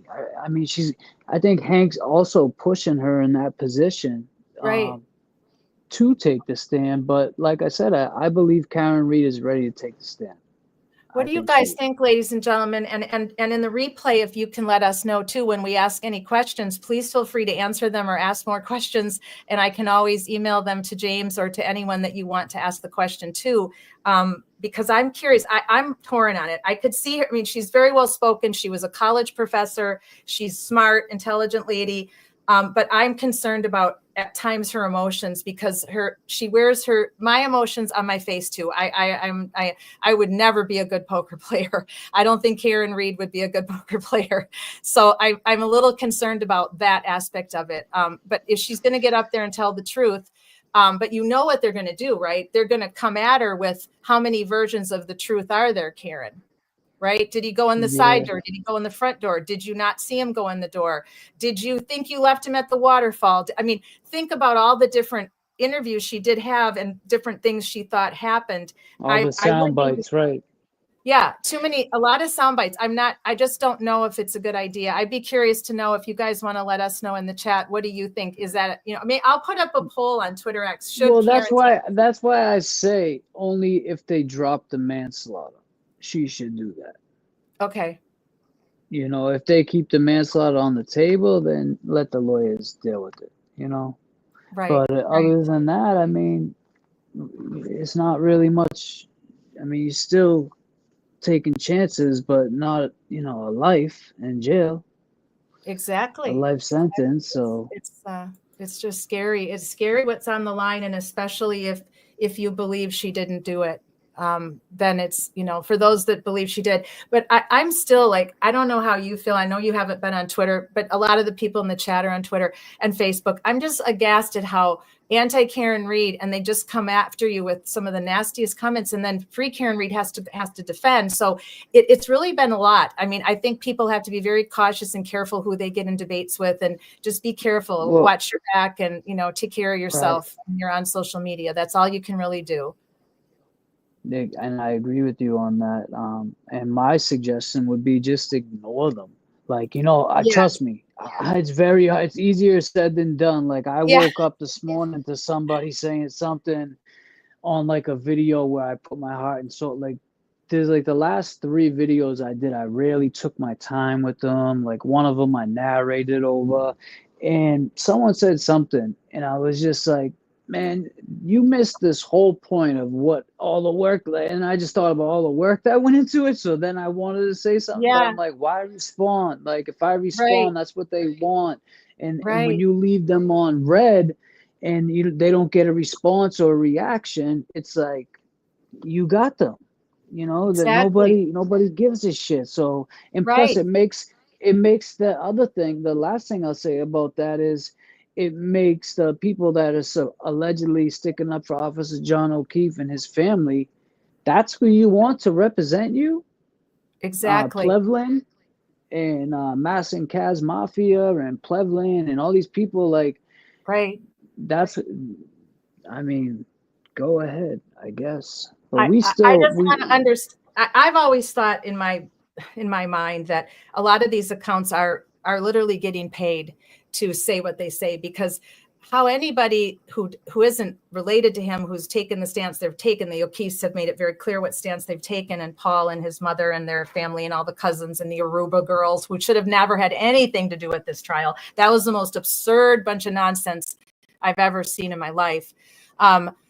They've taken their side, but a lot of these people that are out there in social media, I am stunned that how are they not listening to the testimony? If they followed the trial, how do you even begin to argue with science and physics?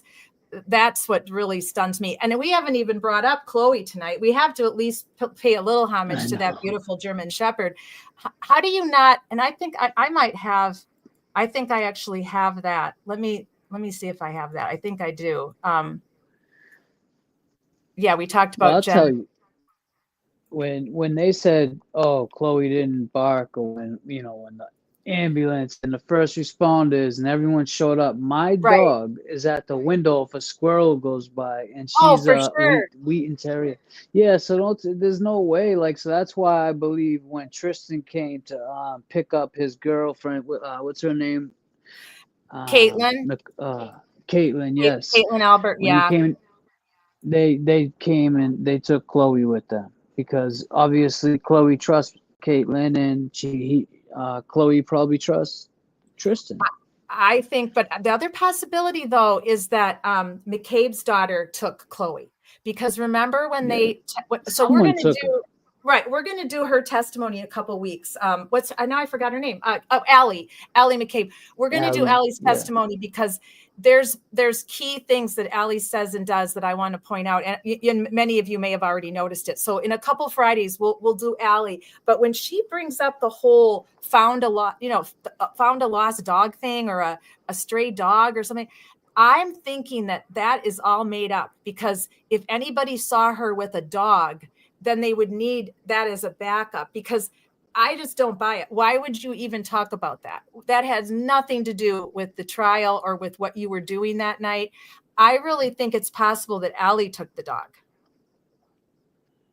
I'd have to see what did she say? What was her exact? She said something about she made a point of saying something about finding a stray dog, or does anyone remember? Trust me, we're going to cover it, because I wrote a lot of notes about her, and then she had that little mini meltdown where she started crying, which was at a very interesting time, and she looked over at Lally right before she broke into tears, which I thought, oh, holy camole, are you kidding me? Like, now it could just be stress because she's a young girl. She's a young girl still, but I don't know. There was something about her testimony that really, to me, pointed in the direction that she's the one who took the dog. But I agree with you 100%. That dog was not in that house when all those fire and ambulances and the EMS and everything was up.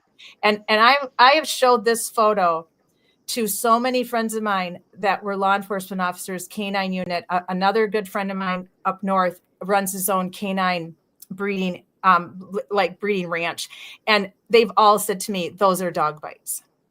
Right. So I think we know that is definitely the case. There's just no question about it anymore. I mean, I don't understand why they even keep battling that one, because they have to, right? Because if they don't battle that, then that's it. Because if John was bit by the dog, John was in the house.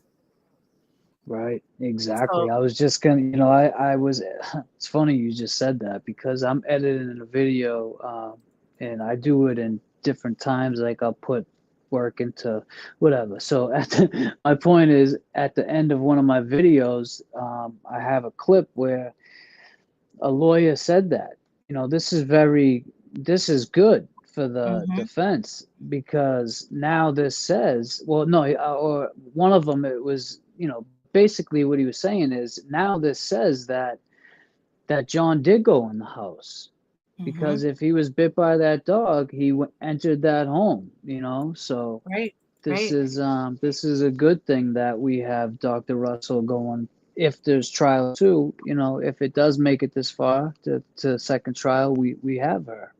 Yeah. So absolutely. that's a good card to be holding. Amber had something here. When people say there was no blood, Karen said there was a lot. The police just showed the drops, but there was no blood near those drops. So drips from being carried. That's interesting, Amber.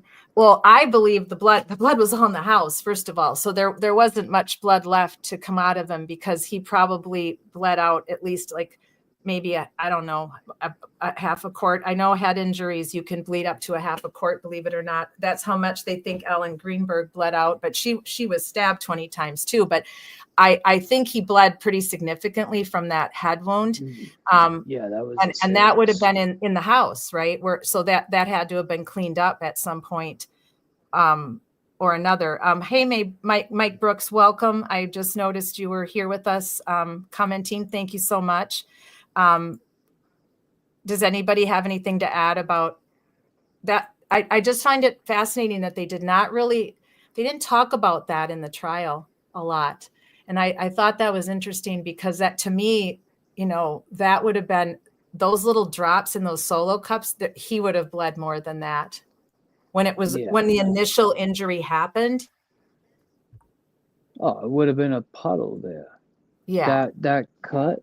I mean, they're trying to say because it was so cold, it kind of like like held it together, Right. so it Right. didn't leak out. But I'll tell you right now, he drank a hell of a lot that day, and his blood would have been thin, and the alcohol, it would have made it just pour out. Yeah, that's a great point. Oh, Shauna reminds us that the dog was brought to the police station. She says stray dog she brought to the police station. But right, why bring that up? Like what significance, right, did that have? And thank you, Sherry D. Sherry D says a stray dog driving around Elm Street, I think, is key. She looked hard right at her aunts. I think she messed up.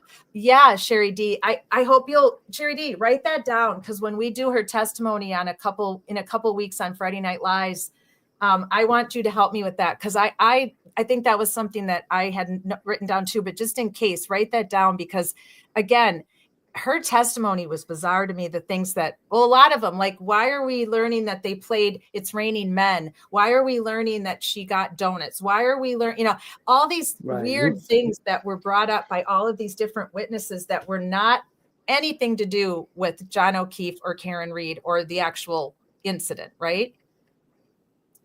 And it's like Julie. Does Julie own a garage? Like she got donuts. Was in her car was completely cleaned off. Like, no, Julie was in the Walgreens parking lot waiting for the call, because I think they initially were gonna have Julie discover John.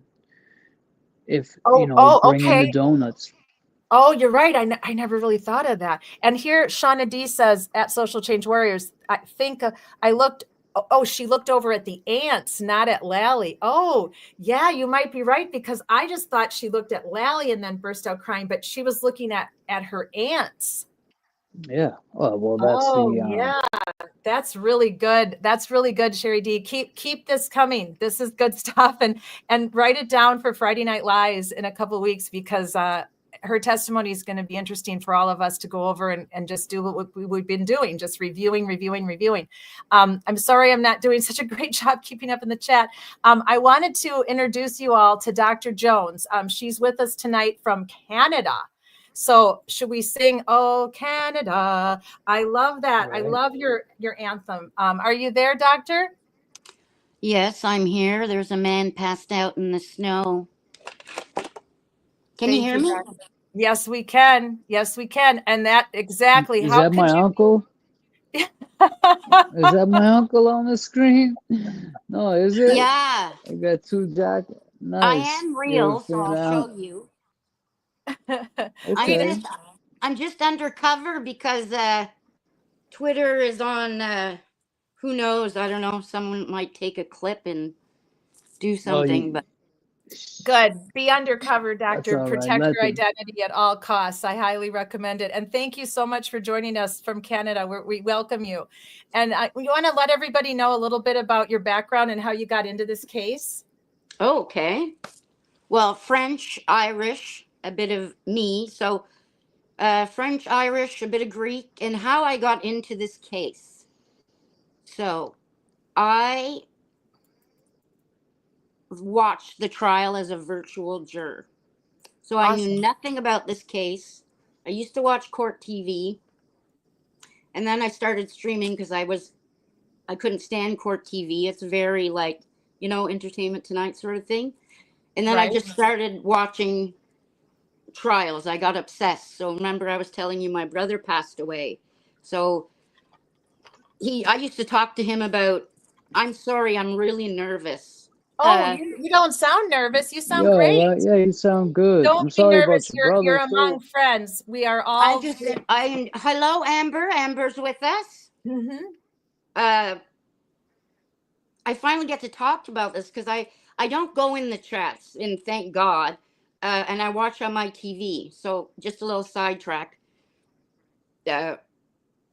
Anyways, I'll go back. Sorry, I have ADHD and it gets bad when I'm. You're okay. We all have something. You don't. So I have the opportunity to voice. What is the rules on swearing? Oh, well, we're not. YouTube doesn't like us to swear, but we're not monetized. And now, if James had his Cash App up tonight, then we wouldn't want to swear, because if you swear, you don't get money.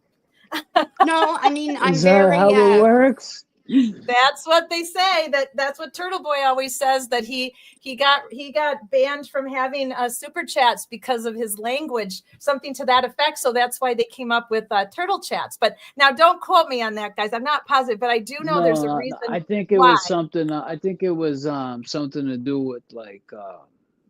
Now let me throw up a disclaimer because in case I'm wrong, yeah. but I'm pretty sure it has something to do with like political or something like that. Oh, okay. I thought it was from too Yeah. much swearing, but I'm just careful because I It know could be YouTubers, too, you know. they don't like I swear know. words. I know that, but we swear a little bit, so you're okay, Okay, Doctor. so You're I'm okay, just Doctor. checking in with the guidelines, right? Because when you go into, if you're a guest, it's important to follow Yes. the people's guidelines and not tell them how to run the show.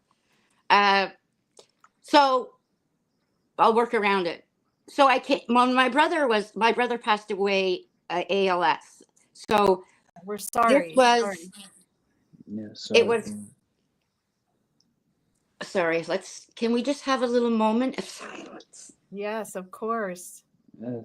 It's very traumatic. I really. I'm going to bubble up there. So I bubble up because when you're on, what I've noticed is we get into these cases and we get so emotional, and Yes. often people throw around a lot of words like, I'm trauma informed care, right? When I was telling you about my background and stuff. Yeah.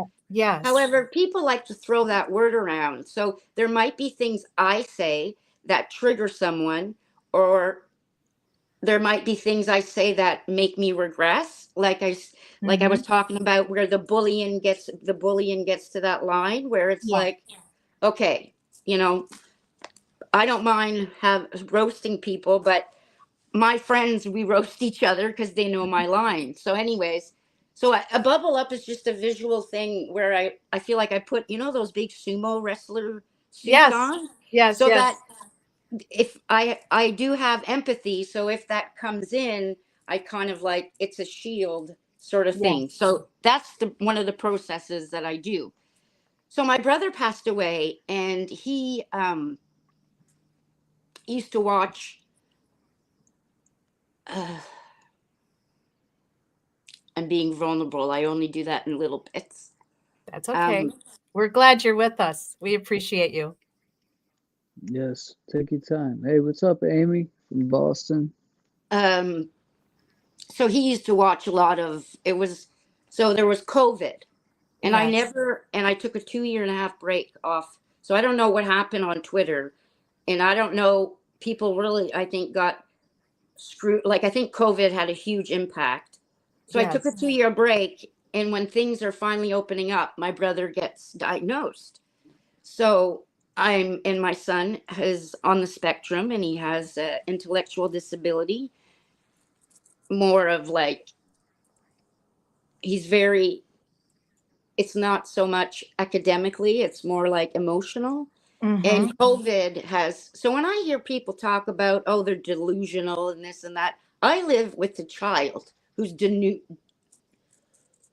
thinks he's going to go and move to New York and work for Marvel. So when I see people online, or when I see court shows where people like, oh, you can't, it's mental health, right? So I was so stressed when I can relate, where it was ship out of ship out. My son's father was a crack addict.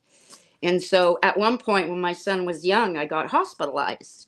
So anyways, so he used to watch the politics and what was happening in Ukraine. And I'd go and I'd sit with him and I'd tell him all about these court cases I'm watching. And so in a way, I'm very passionate about this, but there's probably a part of it that, like, it reminds me of my brother.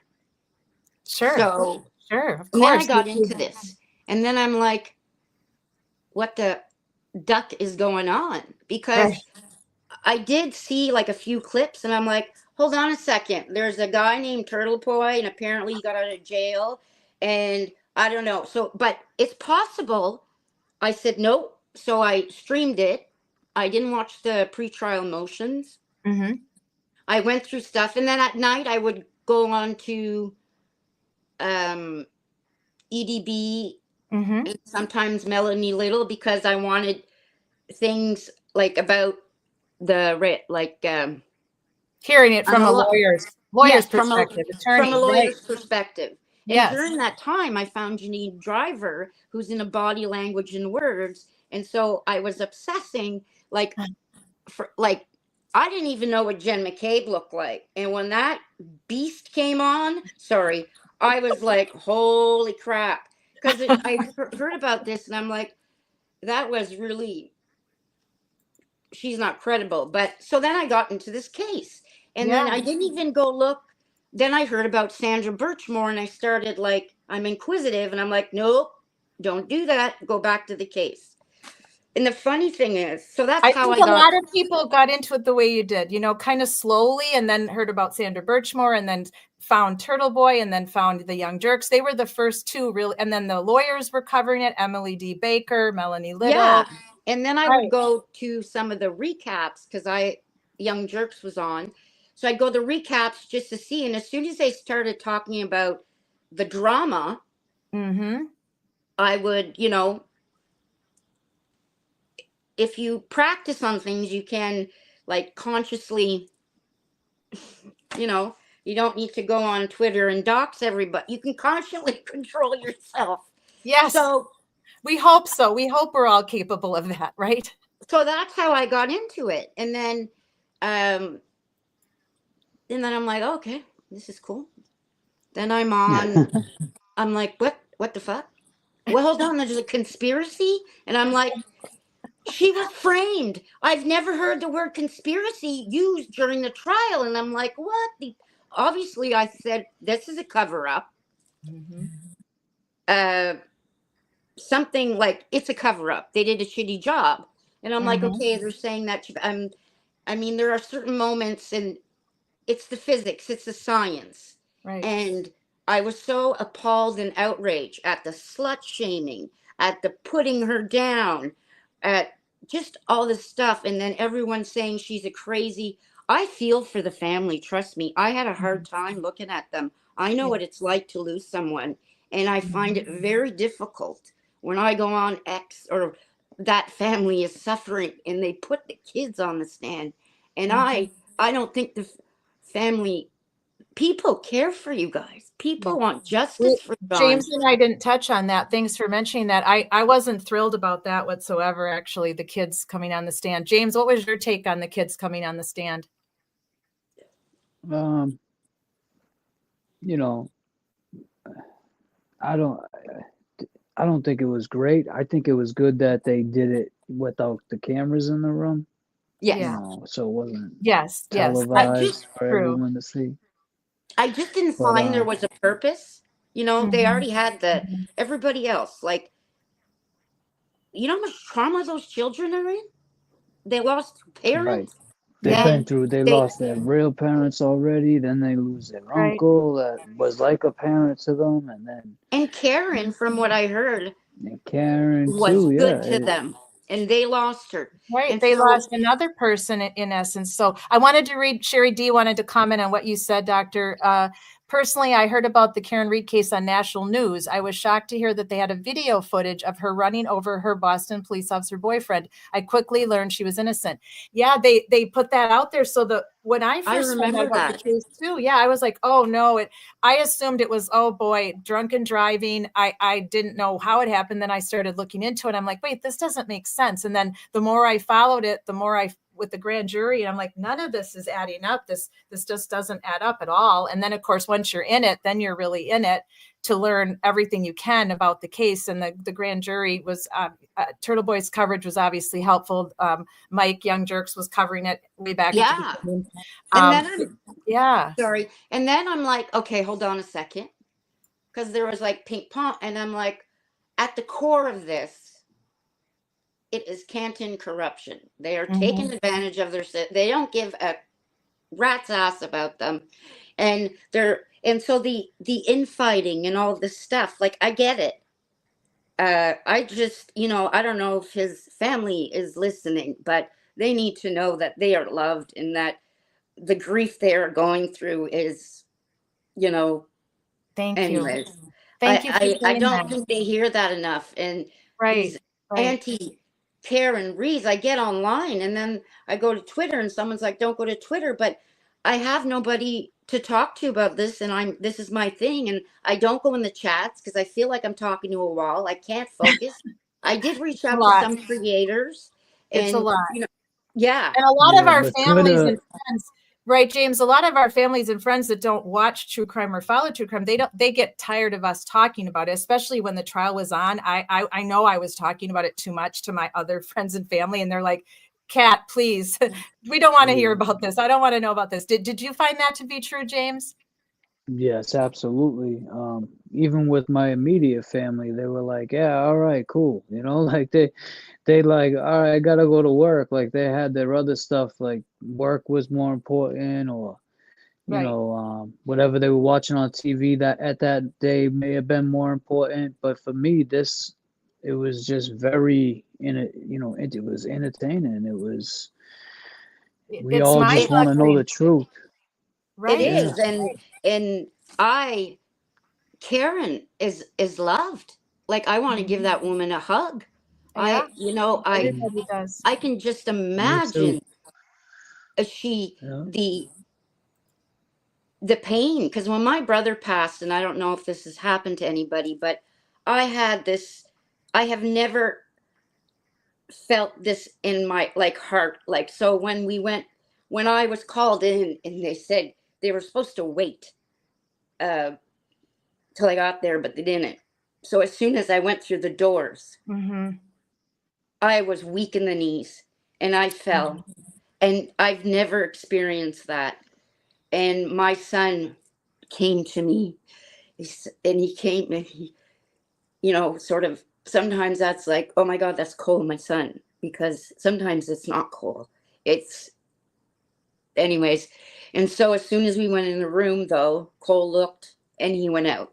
But Cole handled this better than anyone. Like, it's okay, Mom. He's up like the Family Guy going to St. Peter's door. We're going to see, like, just all this stuff. Anyways, It's he, traumatic. Everything when you go through something like that, it's really traumatic. So I want to ask Mm. you guys as a segue. I'm going to bring Kara up on the stage. She wants to give us a quick update, and if you guys want to stay and visit with her for a moment, if you have to go, James, I understand. Do you want to stay for a minute, or do you need to go? And Yeah, if you need to I'll go, stay for another yeah, I can stay for like another 10 minutes. That's I cool. just want to tell that's great. James that Yes. you keep fighting. You want Thank to. you. My son's father, he didn't want to, and he had the Right. chance. So I That's don't great, know. Doctor. Thanks for saying that to James. I think Yeah, all of I us feel that appreciate way. that. We've got you. So If you need support, you can come and find it with Social Change Warriors anytime, James. as well as me, I we just met, appreciate that.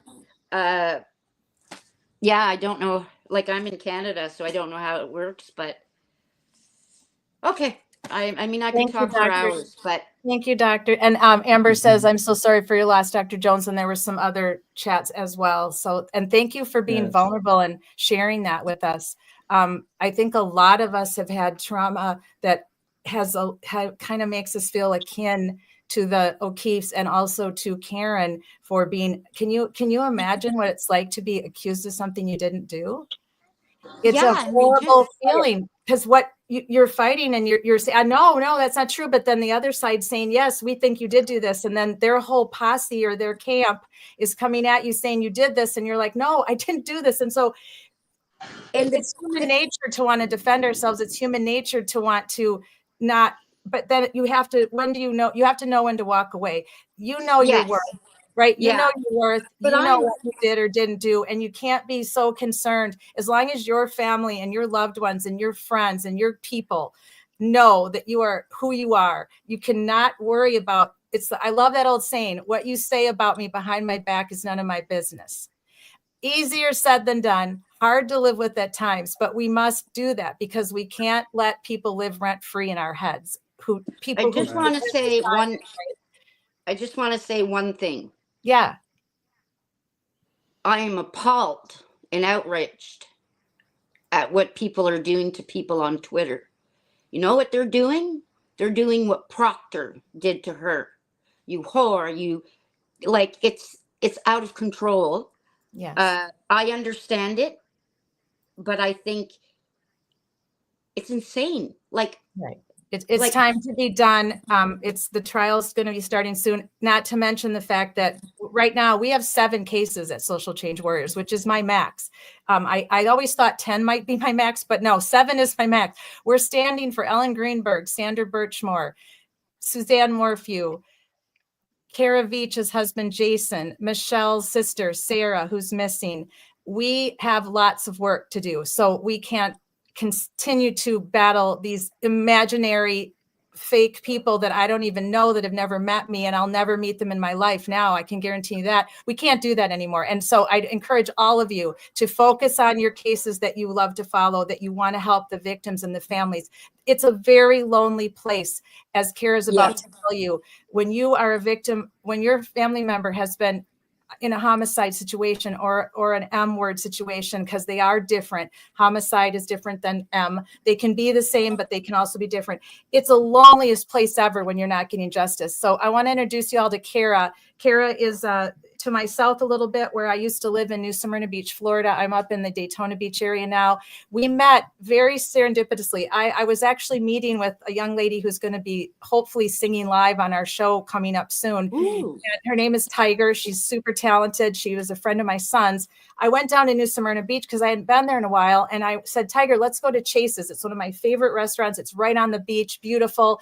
And while we were talking to our waitress, YouTube came up somehow, and she was in her 20s. And I said, yeah, I just started live streaming. I'm really new at this. I'm 61 years old. I don't know how successful I'm going to be. I'm competing with a lot of people in a huge area of true crime, but I just want to do some good. I want to stand for victims of crimes. And she was fascinated by it, took down my channel. Couple minutes later, she came back with our drinks, and she said, you've got to meet Kara. And I said, oh, well, yes, I'd love to. She said, Kara's husband was killed, and they're not doing anything. There's no justice for him. You would need to meet her. So then I meet Kara on my way out, and then we exchange phone numbers. And now I'm working with her to help get justice for her dear husband, Jason. Kara, do you want to introduce yourself to everybody? Hello, everybody. I'm Kara. Kara, tell everybody what happened to Jason on October. Tell me the date again. I should know it by now, but October 8th, 2023. He was 2023. Okay. Drinking in a bar, and he was severely intoxicated. And patrons, a guy took it upon himself to be the judge, executioner, jury, and he went and got a hatchet. And it's debated on how it transpired, but in the short form, he assaulted Jason with a hatchet, and Jason defended himself. And the guy's buddies jumped on Jason, slammed him to the ground, and choked him to death. And the case has been closed. There's no charges. No one's in trouble. They're saying it was self-defense and stand your ground. But stand your ground, they're saying it's stand your ground because the guy didn't have to retreat. But in reality, the guy actually did retreat. He went and got a weapon. He came back and instigated a bar fight, which he does say that he did. And then him and his other friend, that were the 2 main ones involved, both left the scene. Weren't spoke to for days and weeks on end afterwards. And they're just saying that it's self-defense. Wow. And that's where she sits. And when I met her back in the fall, we slowly got to know each other because I had knee surgery in November. So we didn't get to live together as soon as I would have liked, but we did get to know each other, and we were able to see. The one thing that upset me was that all Kara had was the redacted police report. And I said, wait a minute, they closed your husband's case. They're not prosecuting anybody. Where's the unredacted police report? Well, she had asked for it. They told her it would be what, Kara, 10 to 12 weeks? They said it'd be months. Months. This is not that big a county, guys. Volusia County. I mean, it's big. Sure, people get killed here. There are homicides, but let me tell you, so we start live streaming together, and Kara comes on with Amber and I, and we start live streaming about the case, and I start making phone calls to the Volusia County sheriffs. Lo and behold, tell them what happened, Kara. The same day that you called and asked for them, they sent them to me. The same day. Wow. Yeah. Parts of them still redacted. They yes, won't. and there are still parts redacted, and that's what Kara and I were trying to figure this out. So tell them about our meeting with the captain and the lieutenant that we had a couple weeks ago. So we had a meeting with them to ask, to get questions answered of some things that we just didn't agree with, like why is a guy allowed to bring a hatchet into the bar? And the captain and the lieutenant explained to us that this is Florida, and in Florida you're allowed to do that. And I said, I said, I know with a concealed weapon you're allowed to Yeah. carry any place that doesn't serve alcohol, where they told me that's not true. With a concealed weapon, you're allowed to carry it into a bar. And I was like, no. But they said it was. Okay. But and Kara, tell them a little bit about the little pep talk I gave you on the way from my home near Daytona Beach to the Volusia County Sheriff. What was my pep talk to you? She told me to not act how I acted today. She said, stay calm. I failed. She said, I did it, but I did it with love, and she knows that. But anybody who's been a victim of anything, or a family member, or any trauma, even Amber, whose son's been in the hospital, that she shared with us on Facebook, you cannot be calm, right? But I said to her, I said, let's be calm, because I can be non-calm. So I was prep talking myself, and I said, Kara, let's both be calm. We know these guys are going to talk cop speak. It's going to be very yes, ma'am, no, ma'am, facts this, facts that. I said, let's be calm. Kara was amazing, you guys. She was so calm, and they were coming back with ridiculous answers. But when I lost it was when I asked the question, how is it that you're in a verbal altercation in a bar? You are mad and he's mad and you're yelling, you're shouting. It's a little bit about politics, and Jason's pounding his fist on the bar, and you're 70 some years old, and you're in his face and in his grill, and it's on your Facebook page that you don't put up with shit from anybody, and you're a tough guy, and you leave the bar. You are now afraid of Jason per se, because you're going to use your stand the ground law in Florida. So you're afraid of him, but you leave the bar, you go to the parking lot, you unlock your vehicle, you get a hatchet out of your car. Who in the F and F carries a hatchet in their car in the first place? You get a hatchet out of your car, you come back into the bar with the hatchet. And this is what I'm saying to the police. And I'm calm at this point, right? I'm calm, Kara. I'm not saying it like this. I'm very calm. What in the frick?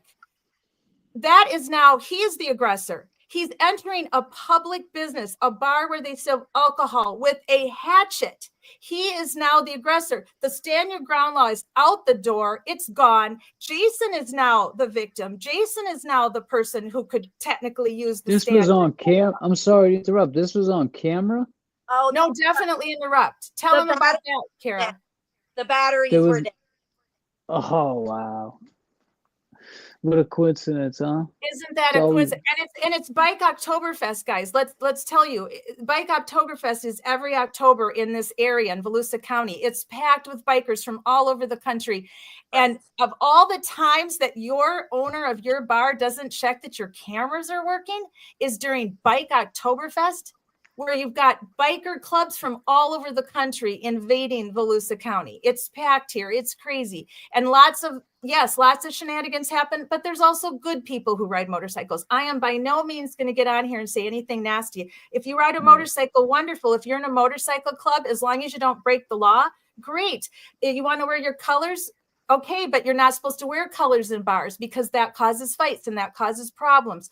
Supposedly, this owner doesn't allow colors, but doesn't enforce it.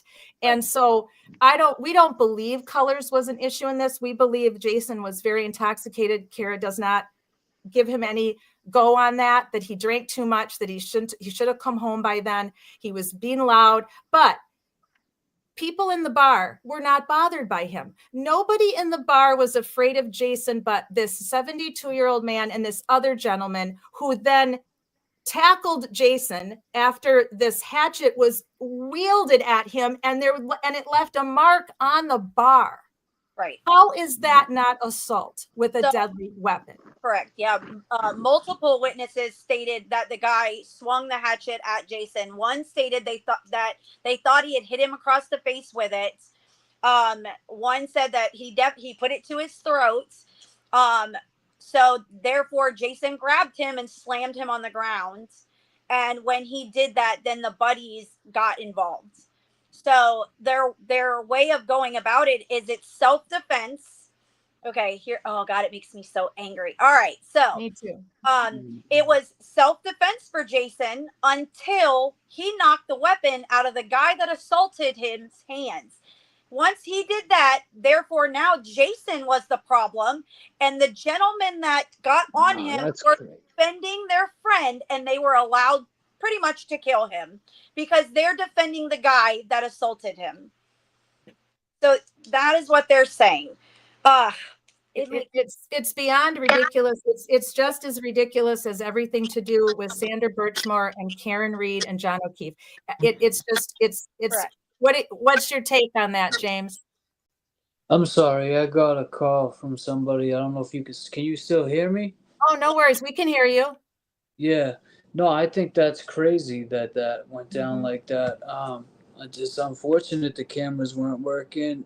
But now you're saying that when he got the guy, so the hatchet fell down. Now Jason was the aggressor. What they said, that he was now no longer defending himself. They got to decide that he's no longer defending himself. He's the assailant. So those guys were allowed to slam him to the ground, get on top of him, and choke him to death. That So is. I agree. It's kind of crazy. It's all the witnesses all say the same thing, that he was sitting on a bar stool. They all agree that I got it from his chair, went and got a hatchet, and came back and used it somehow. And therefore, Jason attacked him. That's the majority of all the witnesses. We had a great phone call today. It was so much fun, wasn't it? Well, Kara, I'm sorry because I did not want to upset a day that was good for you, but when I had a gut feeling today that this was the day I was good. I've been calling and leaving messages, emailing, and same with the Marion County for Michelle and Sarah. I call every day and leave messages. Nobody calls me back. I'll keep calling. I just thought this might be the day where they were tired of me and that maybe someone would talk to me. And sure enough, I got put right in the detective bureau. I talked to one of the detectives that wasn't on Jason's case. I told him my piece and I said, can I set up a meeting with the lead detective? I have questions that I need answered for Kara. We need her to at least have peace. If we can't have a prosecution, we need some kind of peace of mind. And you guys could do that for us. That's the very least you could do. So believe it or not, all of a sudden I'm being transferred to the lead detective. And then I talked to him about 10 minutes and I was getting a tad frustrated with his answers to my questions. And I thought, it's time for Kara. And I said, I'm going to conference Kara in. And I didn't tell you this yet, Kara. He went, well, I mean, he did not want to talk to you. I know. It was very obvious. I do exactly what I did today every time I speak to him. It was very obvious because he was ready for you, though. He knew you were going to do it. But when every time, I don't think I've had one normal conversation with him at all. I let you do the losing it today. I thought I was really good with him and calm. I kept calling him officer, detective. Thank you for this. Thank you for that. But when he told me do you remember when I lost it today? No, because I was screaming. Well, there were so many times, but when he told me, well, Kat, he says, Kat, we just collect the facts. I'm a detective. I'm just a fact finder. I went, what? I said, wait a minute. I said, I got to help the detectives when I was on light duty at UWPD after I hurt my neck. They were not just fact finders. They investigate. They solve crimes. That's what a detective unit does. They're not just fact finders. They investigate. They figure out how everything goes together and the interwovings of the case. And I couldn't even believe it. I said, is that how you're trained in the Florida Police? I kind of got out of line. I said, is that how you're trained in the Florida Police Academy? That all you do is collect facts and then spit them out on paper and hand it to the prosecution. You don't try to solve the crime first. So it's a slam dunk for the prosecution, right? So yeah. how long, Carol, you've been fighting for justice to try to get justice at least for how long now? Well, so they didn't tell us that the case was closed for an entire year. It was the day before his 1 year death anniversary that they told us, hey, we're not pressing any charges because we don't want to use our resources to go to court if we might not. And I was like, wow, okay, that's awful. So I had nothing. I didn't know these guys' names. I didn't know anything other than to this day, the detective has still never told me that Jason died homicide by asphyxiation. To this day, his push that Jason was sick and dying of cancer. He justified Jason's death by telling me he was going to die anyways because they found stage 4 cancer. To this day, in his report right here, his very report still does not say homicide by asphyxiation. It says he was very sick with underlying health issues. Oh shit.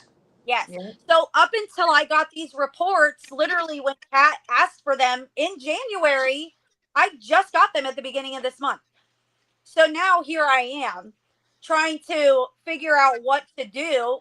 Actually, Kira, I'm sorry to interrupt you, but remember, he had the audacity to say to you, well, why haven't you and your social work advocate gone to the prosecutor yet? And I said, because you never gave her the police report. How can she go there with a redacted police report? Right. You never mailed her police report for 10 to 12 weeks. The answers that this guy had were ridiculous and very disrespectful to Kira. And deflecting. He's been very deflective the whole time. Like for example, how about we asked the same question that we asked the captain and the lieutenant. Why was this guy allowed to bring a hatchet into the bar? And why, like, I called them straight out. I said, the captain said that this guy was allowed to bring it into the bar. I said, which is obviously very untrue, because in your very report, the report you wrote right here, it states your typage and your signature that they immediately is the word used, put Jason in handcuffs because they thought he was the man in possession of the hatchet. So the man that actually had the hatchet was allowed to be in the bar with the weapon, but Jason wasn't, because they were going to arrest him. He said, how do you know they were going to arrest him? I said, I don't know, because they detained a dead man in handcuffs. He was dead and you still handcuffed him because you thought he had a weapon. That doesn't mean we were going to arrest him. It still doesn't matter. You arrested somebody because you said they had a hatchet, but you're saying it was okay for the other guy to do that. Yeah, it makes zero sense. Like I'm going to call one of my old buddies who was a detective with me when I was an officer in Madison. I'm calling two of them tomorrow. They're retired, but I want to run this by him because they keep wanting to quote Florida statute this, Florida statute that. If a guy walks into a bar with a hatchet, it sounds like a terrible joke. Right? It sounds like a terrible joke that would be on YouTube or that a comedian would do. There's got to be more answers than this. There just has to be. He's going to be held accountable for something. I mean, what if someone else got hurt with that hatchet? I mean, somebody else could have got hurt. Well, you can't press charges for assault with a deadly weapon because Jason didn't survive to press charges. So right. So let's get this straight, Kara. So anybody that's offed by someone else, if they're not alive, so if the prosecutor doesn't press charges, that's just people press charges all the time. You're asked. You're asked by what about the family? The not like you're his wife. I said, I want to press charges. What he did got my husband killed, point blank, period. I don't care what anybody said. Jason was sitting on a bar stool. He wasn't coming towards him. He wasn't standing up. He was sitting on a bar stool, slamming his hands on the bar. That's what he was doing. He wasn't clearly facing their direction because he was slamming his hands on the bar, and got up and went to him with a weapon. Had he not done that, Jason would be here. I'm willing to bet money on it. And the cops are like, how do you know, motherfucker? I cussed twice. Swear jar. Okay. Swear jar. I got you beat, James. I already got you beat. Swear jar. You're good. Kara, Amber wants you to remind them that both of these men, the man with the hatchet, now you guys aren't going to believe this. The man with the hatchet, we call him Hatchet Guy, and the other guy whose name Kara knows, who helped hold Jason down. Yep. They fled the scene before police got there, and they were not charged with anything. Not true, but Detective Wheeler wants to say that's what happened. That is not true. The guy with the hatchet, he fled the scene before the cops got there. Right. Michael Beery was there and held him until the cops put him in handcuffs and then left. And I asked today, we asked Detective Wheeler, why was he allowed to leave the scene of a call? It was a disturbance. The call was a disturbance that got upped to a bar fight with a weapon. Okay, so the cops knew upon arrival that there was a possession of a weapon in a bar fight. They knew that coming into it. So when they got there, there was 3 guys holding Jason down. 3, not 2, 3 guys holding Jason down. Michael Beery held him down until the cop put him in handcuffs, and then he left also, and they let him leave. And the Detective Wheeler said that wasn't true, even though he states it in his report. He wrote it that Michael Beery was there and held him down until the cops got there, and then he left. And that's why he didn't interview him for 16 days, because he wasn't there. He left before the cops got there, which was a blatant lie. He said that today. He left before the cops got there, but he wrote in his report didn't. And here's the other thing too. He tried to cover it with me, but because I asked him, I said, well, what in the world? What are you? This is a death investigation at the very least. How is it taking you this long to interview the rest of the witnesses, including 2 witnesses that held him down? And the man with the hatchet, how is this even possible? And he said, well, you don't understand, there's a lot to this. I didn't even know who these guys were. I'm like, wait a minute. Somebody knew who these guys were. They're regulars this is not a huge bar. And then he kind of covered for other things, which was very distressing to me, because that's not how you treat the wife of a person who's dead. We weren't criticizing him per se. We were asking very valid questions that anybody who's looking over this case would be asking. Why didn't you do this? Why didn't you do that? And a couple of times he said, well, I'm not going to talk to you anymore, or something to that effect. He didn't like being criticized that he didn't do his job properly. He told me, he absolutely said, I'm a good detective. Okay, you're a good detective. He told me that if I ever heard anything that Michael Beery had bragged or talked about how he had killed Jason, to let him know. Well, I had a couple come to me the very next day that Jason died. They came to me and they said, Kara, we talked to Michael. They call him Bubba. That's their friend. And he demonstrated how he had put Jason in a chokehold because he was so big and he was doing push-ups trying to get up off the ground, that he put him in a chokehold to hold him down. And they left my house. I immediately called the detective, and I told him, I said, they came to my house and told me this. He said, I will do a follow-up with Daniel and I will call Rachel. And I gave them their numbers, and he said, I'm gonna call and see if he's heard anything else about this. He never one time, still has not one time. And you know what guys, are you ready? I'm going to blow your mind. Do you know what he had the audacity to say to me today? He said, well, it wouldn't have changed the outcome of it, would it? Wow. That wouldn't have changed the outcome. You got to keep calling us. Stay on to, I would keep calling them, harass them, make it feel like you're harassing them. The thing is that in reality, harassing the sheriff's department does nothing now. We got to bypass them. They suck. Right. Now we've done everything. We met with the captain and lieutenant 2 weeks ago. We finally got the unredacted police report. We're waiting for more body footage, right? Is what you're waiting for? Waiting for the pictures, the body cam footage. Right. Apparently all of these witnesses, he did them all recorded. So I want all those recordings. I better get all those, because he did state today while we were on the phone, because I told him, I said, all the witnesses all say the same thing. Jason was sitting on a bar stool and guy went and got a hatchet and went to him. He said, well, that's not true. That's not true. And I'm like, and he said, nope, I did live interviews and a lot of them all say the same thing, that Jason attacked him. Well, why didn't you put it in these really important reports right here? Exactly. It's all happening with our reports. Yeah. I'm surprised nobody in that bar pulled out their phone and started recording.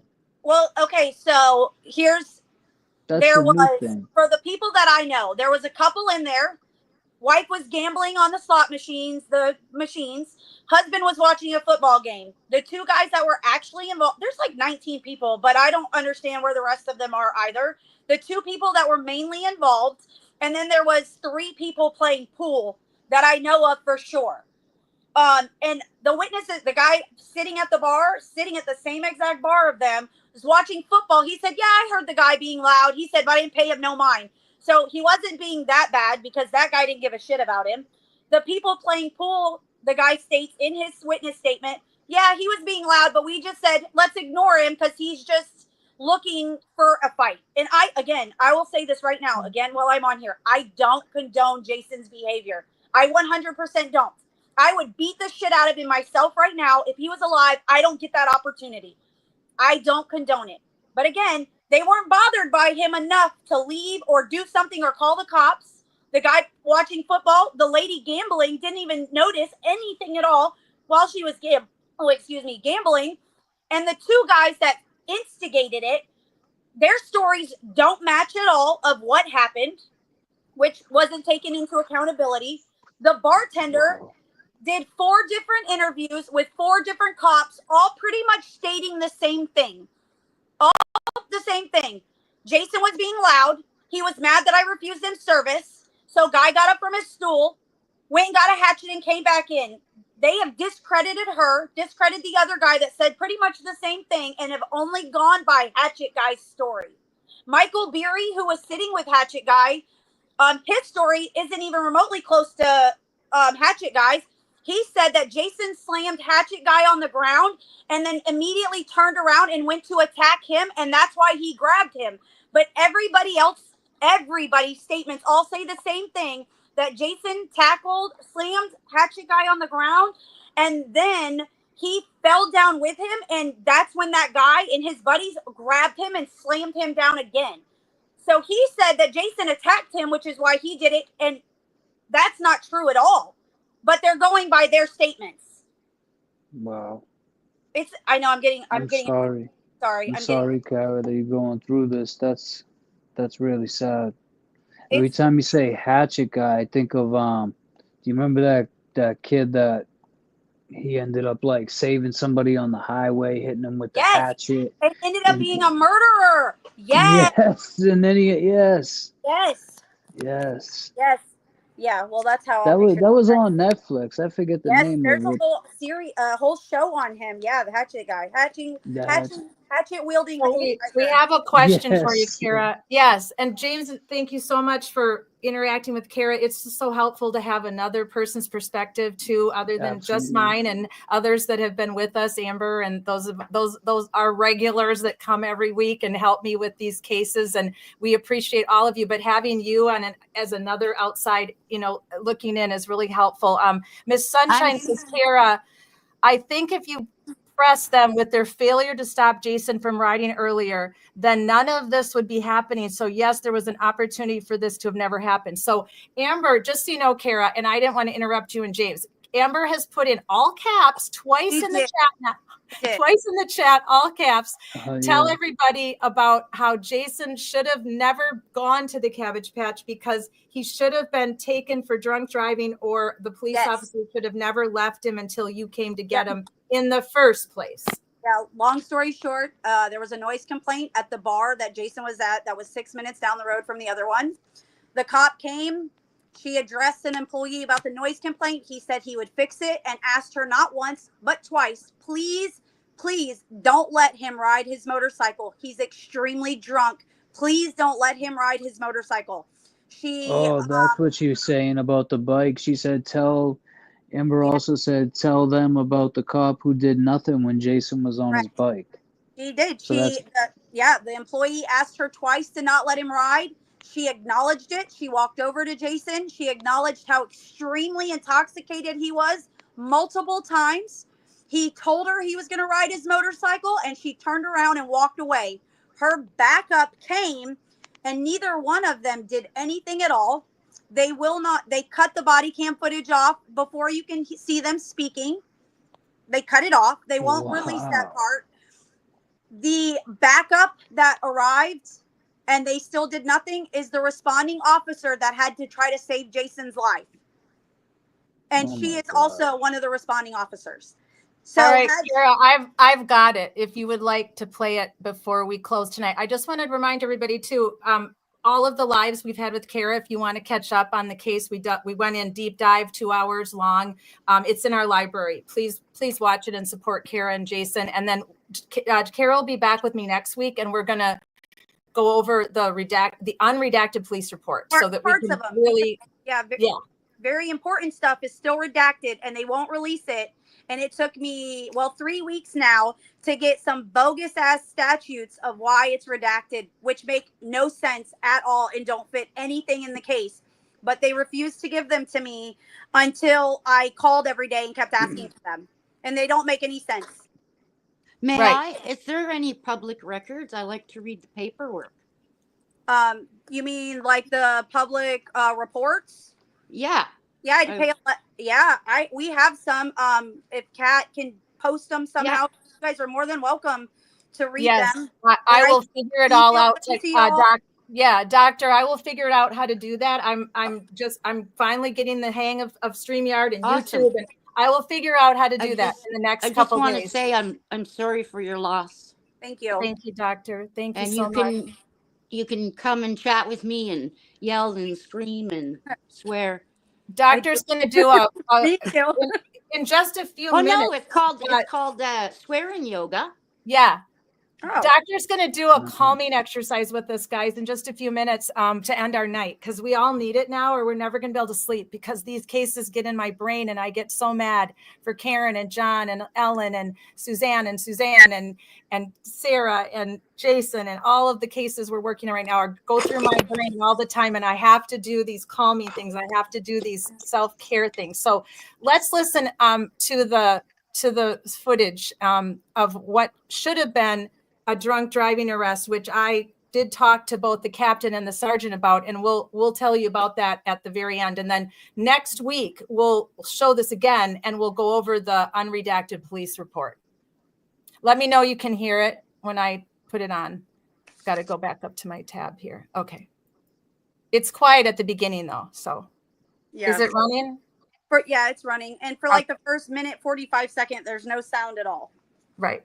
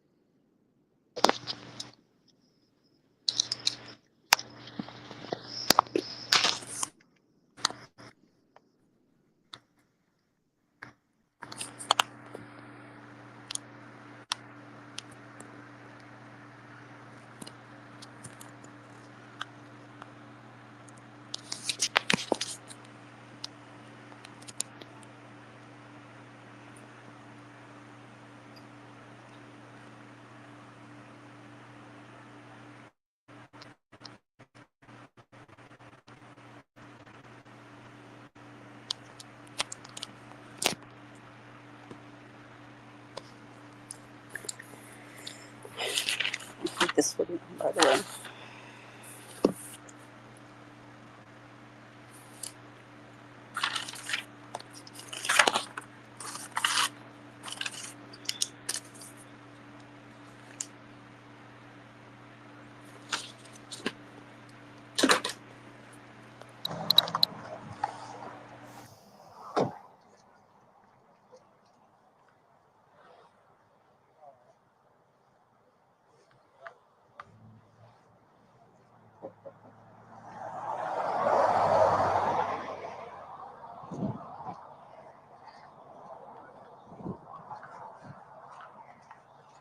Hello.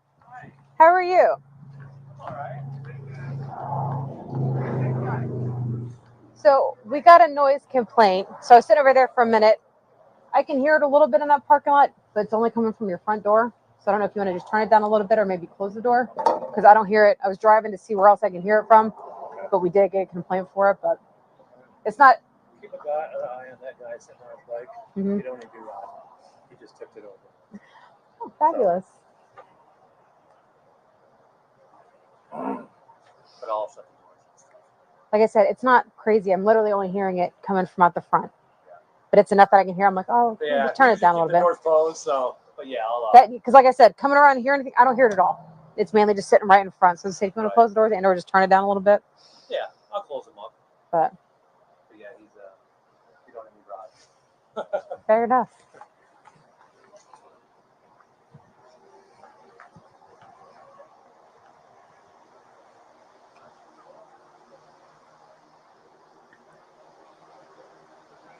Nice bike.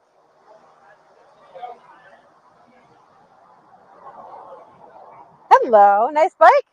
What happened? What happened to what? Your side carrier? Side carrier? Yeah, it's not a bag. Well, the plastic bag version. It's all scraped up. I was asking what happened. That happened weeks ago. Just asking what happened. It was just simple coming over to say hi. No, I'm just telling you. Okay. All right. Well, just thought I'd come by and say hi. We got to complain about music, so I stopped for that one. All right. You gonna leave it here parked overnight? No. Are you gonna let somebody else ride it? Because if not, you're gonna end up going to jail for DUI. I can smell it. How you want to go down? How do I want to go down? How do you want to go down? I'm trying to help you from going to jail. So I highly recommend. You've been drinking. I can smell it. So I'm asking you nicely, either leave it or have somebody else take it so you don't go to jail. I think I'm going to have somebody else take my bike. Listen, everybody's different. There's no reason for an attitude. I'm trying to help save so you don't go in handcuffs. No, there's no attitude. Okay. Well, at least your buddy can understand me just fine. So maybe so he doesn't end up having issues with fines and jail and whatnot. It's a great idea. 1 Bravo 52 Central.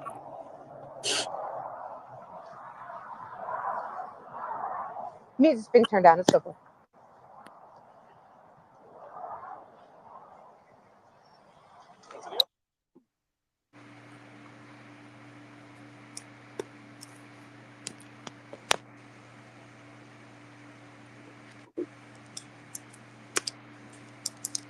So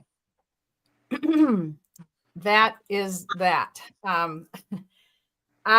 When I first saw it the first time when Kara showed it to me, at first I thought you have two options when you're a police officer. Most of you have heard of this before, that officers have what's called discretion. You can't train for discretion. You can try, you can explain it, you can go through the research of it, the nuance of it, the psychology of it, but there's really no way to train for it until you get on the job and you start. Oh, can you guys mute? Someone needs to mute. I'm sorry. We got some background noise coming from somebody. Not Kara, maybe. Yeah, thanks. There's no way to really train for discretion. It's an on the job. You learn it as you go when you're a police officer. But it's a very important component of police work because there are times when there's the letter of the law and there's the spirit of the law. Do you need to absolutely write that ticket? If it's a certain crime, absolutely you do. Do you absolutely have to arrest for certain crimes? Yes, you do. But are there crimes that you don't have to write a ticket for, that you don't have to arrest for? Yes, there are. So that's the discretion. It can be broad, it can be narrow, it depends on the situation. So she had discretion. But in this case, my take on it was her discretion had two options, because your discretion doesn't get 10 options. Okay, we don't do it. That's not how discretion works in policing. She had two options. Because she already smelled alcohol, he was sitting on the motorcycle, the keys were in the ignition, the lights were on. There's your OWI. That's all you need. You don't need any more signs. You need nothing else. You arrest for OWI. Sure, it's going to suck. He's going to get a ticket. He might lose his license. It's thousands of dollars. Going to have to go to court. But guess what? He'd be alive today. What was her other option? Her other option was to say to Jason, look, I'm going to cut you some slack tonight. I'm not going to write you a ticket for OWI. You're not physically moving the bike yet.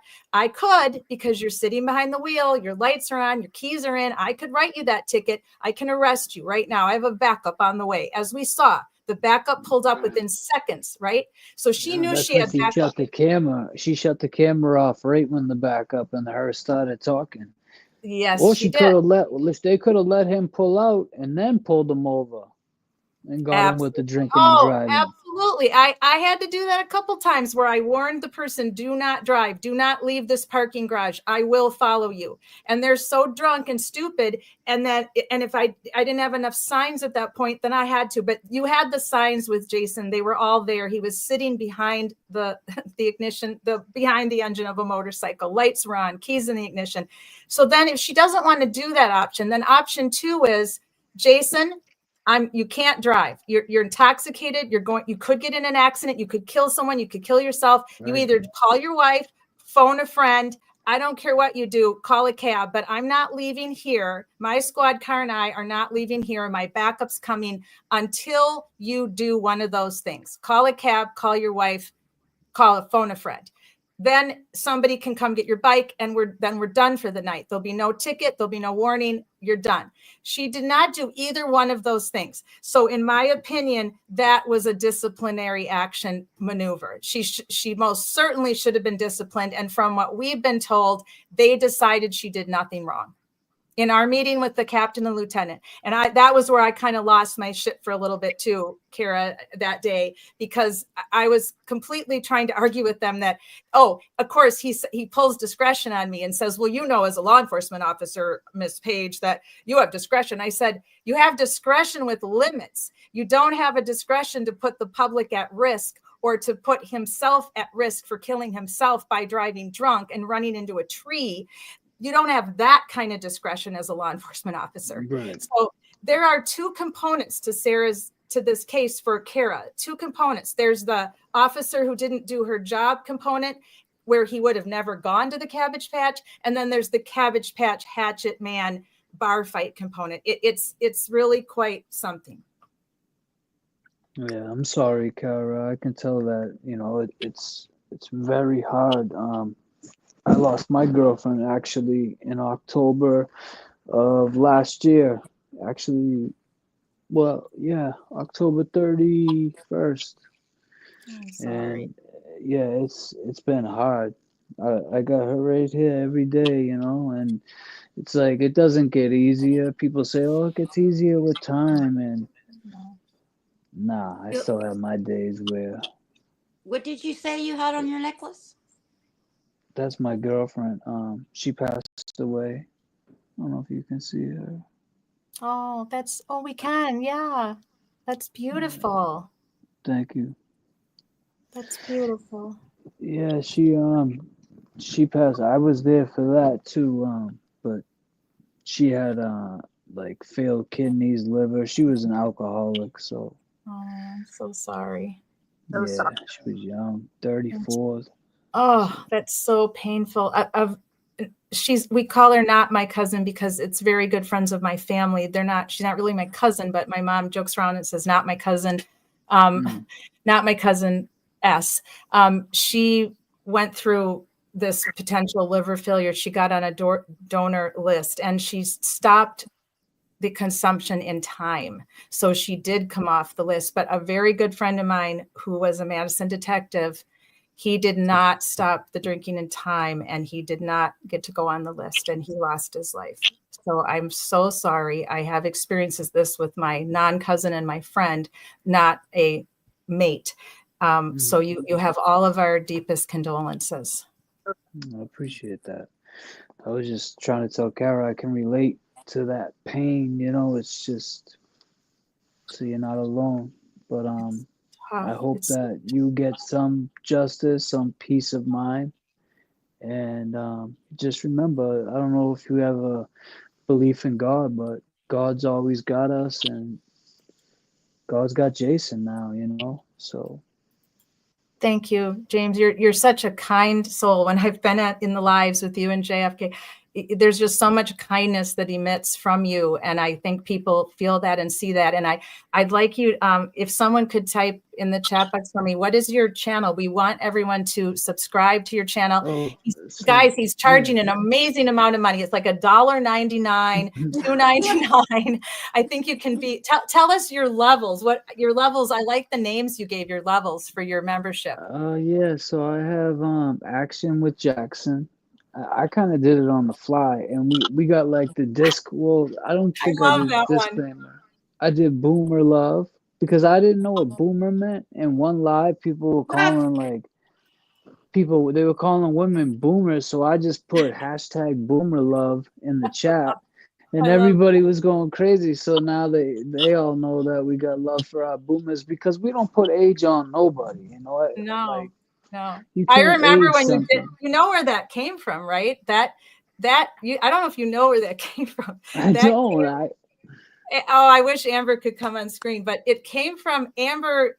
When I first met Amber, she would always, if something would happen, she would say, "Oh, I'm such a boomer." And I'm like, "You are not a boomer. I'm a boomer, and I'm barely a boomer. I was born in 63. My sister's in the next generation, but my mom is a boomer. She was born in 42.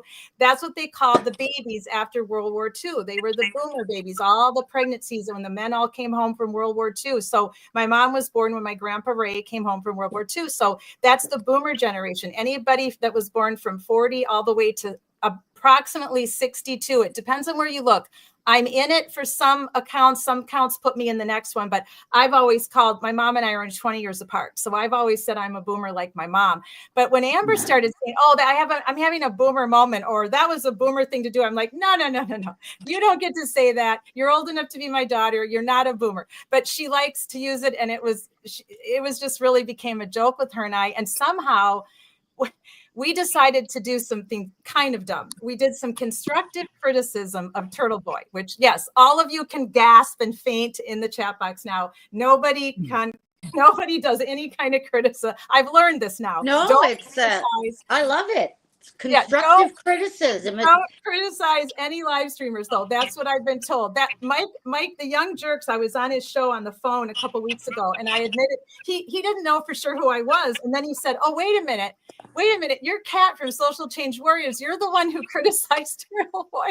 So I guess I'm a lot more famous than I realized. He goes, "Never criticize live streamers. That's just not a good idea, Kat. Don't do that anymore." So I learned my lesson well, because he was not happy with me, and he was not happy with Amber, and he came at us in a live stream and also on Twitter, and we got called boomers. So I will never forget that. It's been kind of almost the highlight of my YouTube streaming career to be called out by a 100,000 follower YouTuber who's become quite famous as he has, for constructive criticism of his channel. And that's how the boomer thing happened. And then I think Amber must have Amber, you have to correct me if I'm wrong, but I think she shared that with you guys in one of the chats, and she can tell me, because I'm behind now, guys. I'm sorry, I'm behind on the chat. Yeah, Everybody's Amber, saying, she knows about the boomer love. Someone, Julie, I'm sorry, I don't know how to say it. Crazy Julie, Peters. craziest Person on earth. Yes, She said that came from that ridiculous nonsense Turtle did, accusing JFK of being homeless. And so I don't think he accused JFK of being homeless. No, Amber says it's because Turtle Boy calls us boomers. Any woman over a certain age is a boomer. That's where it came from. But it didn't come from that. That other thing came. A lot of things came from that other thing, because Amber and I had Sean on the Gulf on our show, and that went over like a lead balloon. Well, he says boomers. He says boomers. See, I don't know about all the stuff behind the scenes. That's why we say with 39,000 feet, we fly above the turbulence. Keep flying high, James. Please do it. I want to join you. I'm going to get my own plane. If I want to keep YouTube, if I want to keep streaming and keep standing for our victims and calling out crime, I'm getting my own plane, and I'm strapping in, and I'm staying above everything that has to do with nonsense and defamation of character. I'm staying away from all of that. And the people that throw it out there. Turbulence. JFK's in the chat. Turbulence in the chat. Yeah, that's what we do. We stay above the bullshit, so we try not to get caught up in that. I love exactly that. What I know what did you do? What you were were you doing a commentary on your own show? No, nothing like that. No, I went in the chat a couple of times and just made some comments. Yeah, a couple of times. And I think I might have I might have said something on a live show. First of all, just so you guys know, whenever I would bring up Aiden, and hi Aiden, if you watch this, I always compliment him on his extreme amazing journalism. That he took it to a whole new level. But when you're going to be a journalist, when you decide to be a journalist and call yourself a journalist, then you have to behave like a journalist. You can no longer be somebody who has an opinion on everything, because journalists have to stay somewhat bipartisan, right? In the middle. They can't necessarily take sides if you want to be a journalist. So you have to decide how you're going to handle this. So investigative journalism is facts, digging out the facts, reporting the facts, helping solve the case. That is what he's doing. It's investigative journalism, and it was very well done. And I praised him for it many times. Amber will attest to that. We would start out our live shows kind of letting everybody know what was happening in the Free Karen Read world for a few minutes. We've never dedicated an entire show like we did tonight to John and Karen, because everybody else was doing it way before I came on the scene in August. I didn't feel the need to get in that and repeat what was being said by so many really good content creators. So we found our own cases. We forked our own little road, why in the road, and we stayed out of it, except for going to their shows and making comments here and there. So we were talking about something, and we were talking a little bit about John O'Keefe. We showed some photos. We talked a little about Karen Read, and I had some constructive criticism for TB after I praised him. And I guess that got back to him, and then that went downhill. So I think it's great that, like, nobody owns Karen. Like, why don't people just stream? Like, anyways, I want to not interview, but I want to talk to Turtle Boy, because I'm an advocate in a pain in the ass like he is. He's more the activist. So it'd be like, I should go to events and make sure he's okay. But I really am disappointed in that whole 34th interview. Anyways, hello, Aiden Carney. Yeah, the if you're leader of the cult. We are okay to be called boomers. I'm good with it. I'm proud of it. I've earned my boomer status at age 61, trust me. So Kara, we'll be back together next week, and we'll go over that entire unredacted police report. And we're still trying to get answers. Oh, I forgot to tell you this. I checked my email right before live tonight. The captain got back to me. Are your statutes the same as mine? I don't know. We need to compare statutes tomorrow over coffee, because he actually emailed me back after 2 weeks. So yay. Thank you, Captain. If you're watching, I appreciate you. And we'll get you those questions on the statutes of what you've continued to redact in a closed case, other than addresses and social security numbers. Why are we still seeing redaction? So that's all we're asking. The records people were absolutely useless. They told us we needed to comprehend the statute ourselves. I'm not a lawyer. Kara's not a lawyer. So we would like the captain to help us out with that. And hopefully he will do that. He said you can send him what's redacted and the statute, and he will match those up for you. So that was good news. I forgot to tell you that. I read my email right before we started living. So we'll be back next week with Kara. And thank you, James. You are fantastic. What a fantastic guest Thanks you for were. having me. Thank you. Oh, thank you for coming. We appreciate it so much. And anytime you need anything, just let me know. If you need anything, I'm here for you. And I wish you nothing but success as you go on this YouTube channel, and keep flying high. Stay above all of the nonsense. Yeah, I try to. Definitely. You will. And keep taking good care of yourself. Grief is a long road. And if you have support network, good, but consider grief therapy. I did grief therapy for my father and grandfather when they were tragically killed, and it was so helpful to me. Yeah, I have a good support system. Like I said earlier, I have a great relationship with God, and my circle is very, very helpful, and so that helps a lot. Good. We're glad. Well, you are welcome here anytime. If you want to join us on Friday Night Lives, where we're going over the testimony, you are welcome. And we're just so happy to get to know you and get to meet you. Thank you for sharing my video too. And if you I will guys show it again after we do our little close with Doctor here, our calming close. We will show your video again. And thank you for coming tonight. Really appreciate Thank you. You guys have a great night. Thank you. You too. And say hi to JFK. I will. He's in the chat. Oh, hi. Oh, I was going JFK. to, Thank you. I knew I felt something. I knew I felt my desk move, and I thought I saw my computer shake. I knew it. I just knew it. Yeah, he said this turbulence. Thank you. But Well, thank JFK, you. if he has any outlook on Kara's case, we are here for it. We'd be happy to have you back next week and give us your thoughts, because we respect your opinion so much, both of you. Thank you. Thank you. Appreciate it. Love is love. Good night. Have a great night. Good night. Thank you. Good night. Bye. Well, wasn't that fantastic? Those of you that are left with us tonight at this late hour, I had no idea we would go this late, kids. I was going for an hour and a half to 2 hours.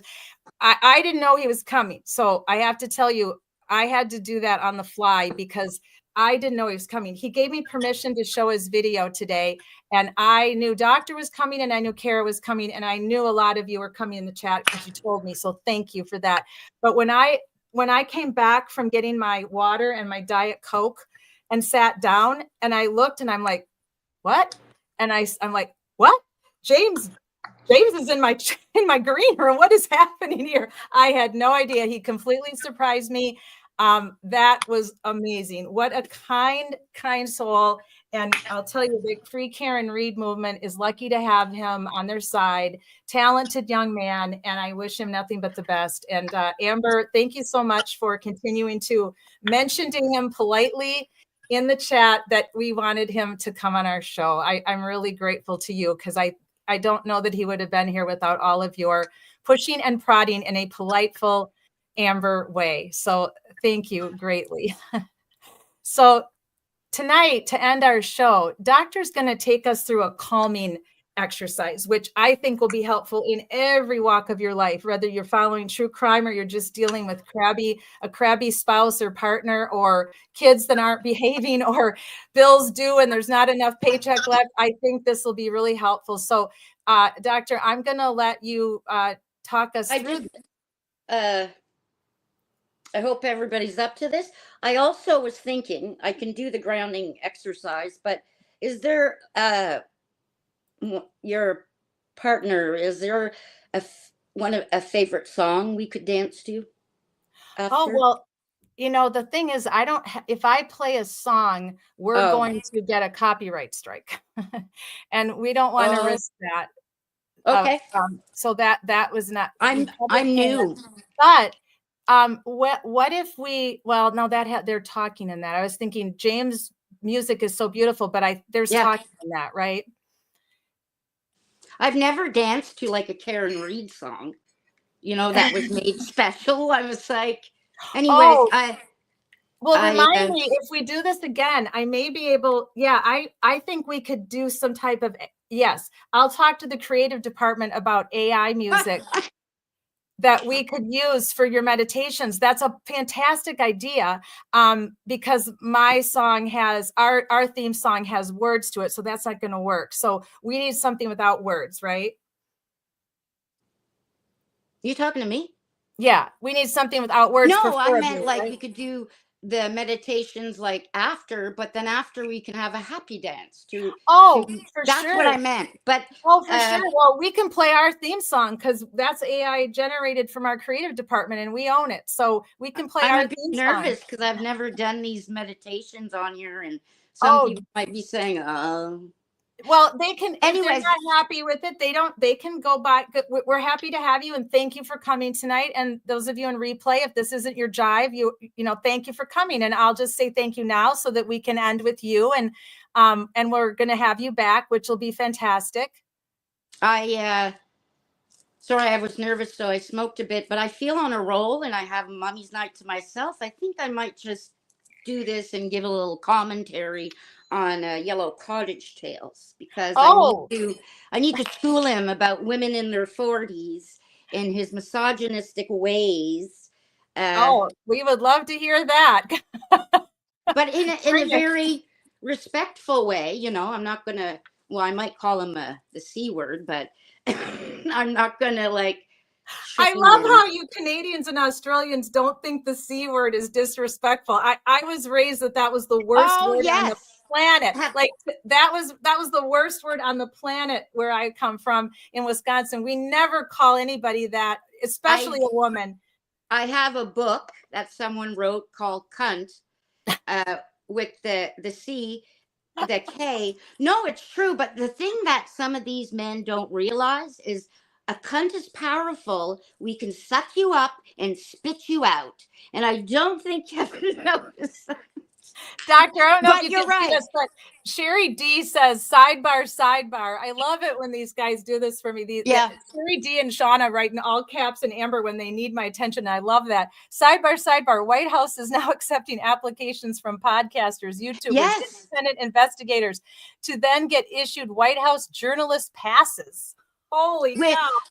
Tom wants to go there, or should I just fly in as a Canadian and try to mediate and say I need to need to get down to Massachusetts before you have, like, I don't know, like, I'm afraid of anyways. I could go on for hours, but yeah. Oh my gosh, that's crazy. I did not hear that. Thank you so much, Sherry D, for telling us that. Yeah, maybe Kevin will go. He's really good at stories and stuff, so he could make a report. I'm catching up on the chat. That was a long time ago, so I'm just throwing them up here while you're doing your thing. You want me to do it after you're done? No, go right ahead. Oh, okay. I'm just gonna throw up chats that I missed when I was getting into it with Kara. So I always try to put up everybody's comments so they have a moment where they are allowed to have a voice on our show. Yes, I appreciate that, and well, I hope everybody enjoyed the show. So, like, I'll take you, before we go, let's just get, like, grounded. If you need to get up and stretch and move. And I was just about to do that because my knee is not healed fully and it's screaming at me right now. I can't, whatever you're comfortable with, if you are able to, not scream, but, you don't have to. What was the other thing I want to say? Sometimes screaming is great though, right? Oh yeah. Well, that's I've what done that a couple times this week. I do chanting sometimes, or I'm in the bath, because if we talk about the chakra and all that, anyways, I can go on a thing. But so, I'm sure it pisses some people off that let's try to get all the exposés and Twitters out of let's manifest. It's horrible. Anyways, let's manifest. So I want you to breathe in and squeeze your Kegels. Oh, I love that. So the Kegels, I'm not going to, and the point is, men have them too, and you need to strengthen them, because when you get into your 40s, and this is for men, so you squeeze that and it keeps you grounded. Like, just say you ran into Jen McCabe or something and you just want to, pussy power. Anyways, so squeeze in and do a big belly breath. Make your belly swell. Hold. Oh. Release and push.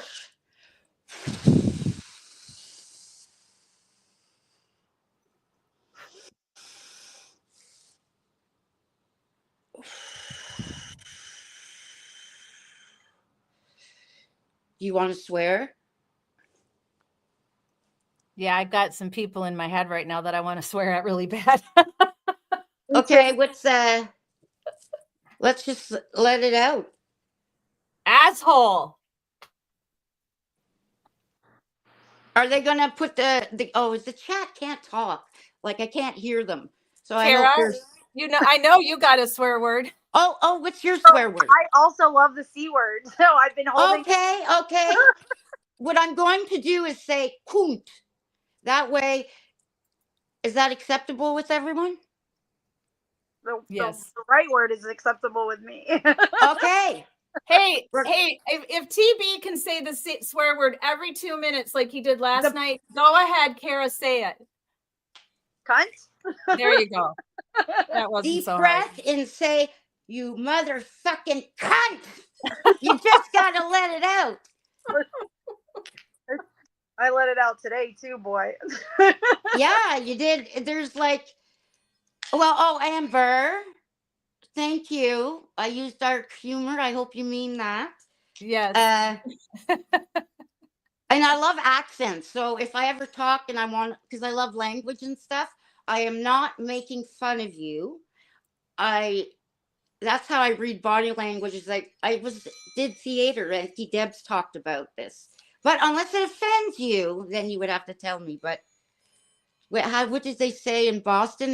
They have there's one letter I don't know.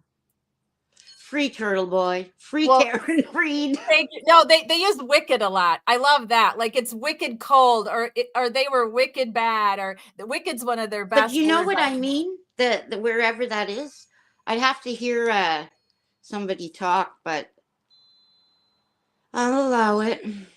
I'll allow it.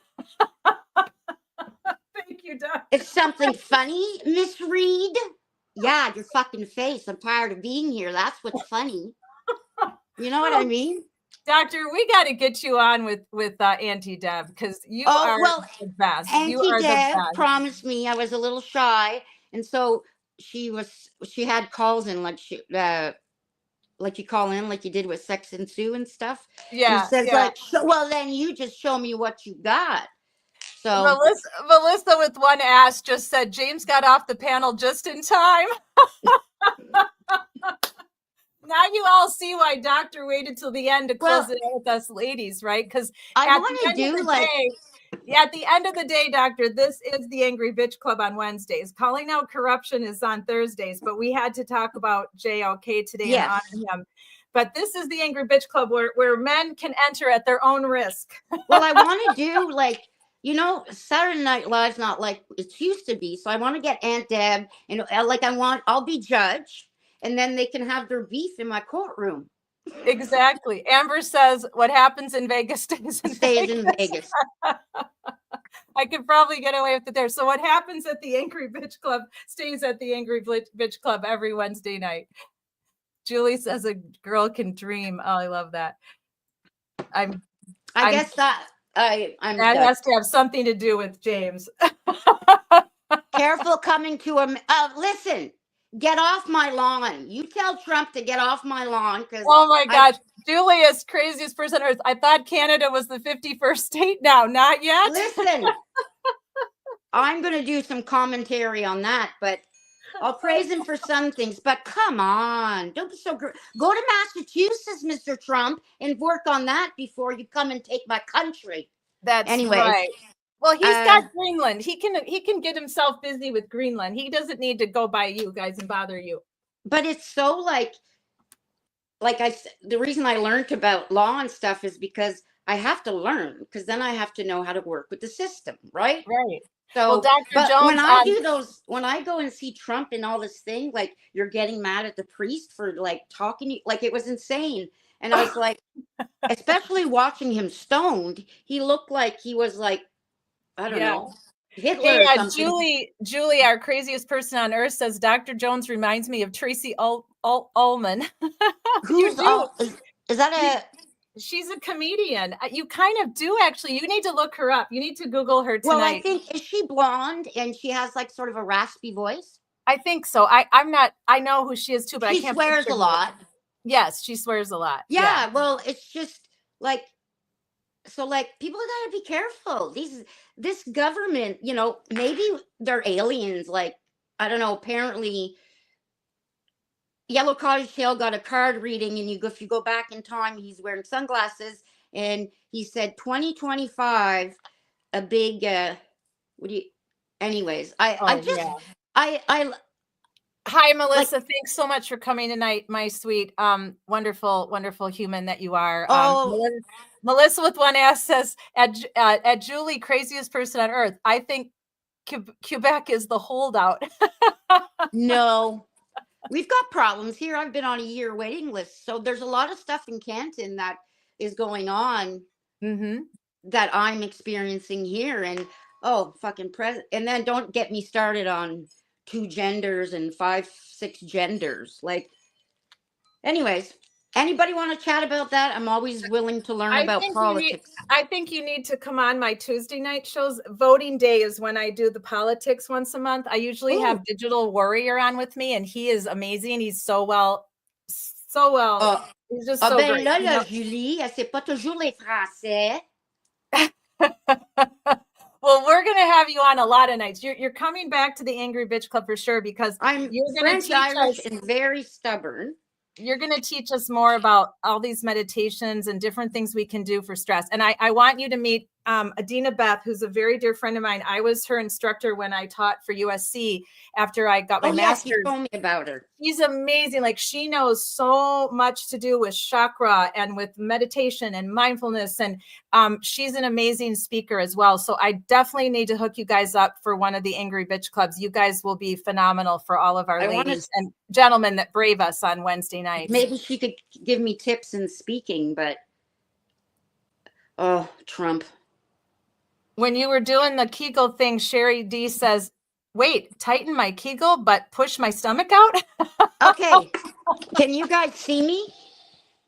I'll demonstrate. Is this going to get me my channel strike? Am I going to get a channel strike for this? No. But, you know. Here, close your eyes. I don't want you to be traumatized. If people want to, like, talk about safer sex and all that, because here's the thing. I think there's a lack of sex education, because you can do it, but how many pedophiles are out there? Like, how many? Some are told. I don't think some are fixable, but my point is, it's like we have a sexual, like, no one do you get what I'm saying? Like, yeah. If people were more educated. Right. People are afraid to talk about sex. It's That's especially right. if you're a boomer, your mothers did not talk to you about sex. And if your mother did, she was a hippie and had you later in life, because boomer mothers don't talk about sex with their kids. And I learned it's simply this. This is your lecture. Don't have sex until you get married. Don't ruin your life by having sex and getting pregnant. Go to college. That was it. If I can teach my son on the spectrum about privacy and all this stuff, like he went to school and they had sex ed, and I was all in it. Like, I'm reading it. We're in sex ed, and like they were laughing, but being naked is just natural. It was just so cute. Yeah.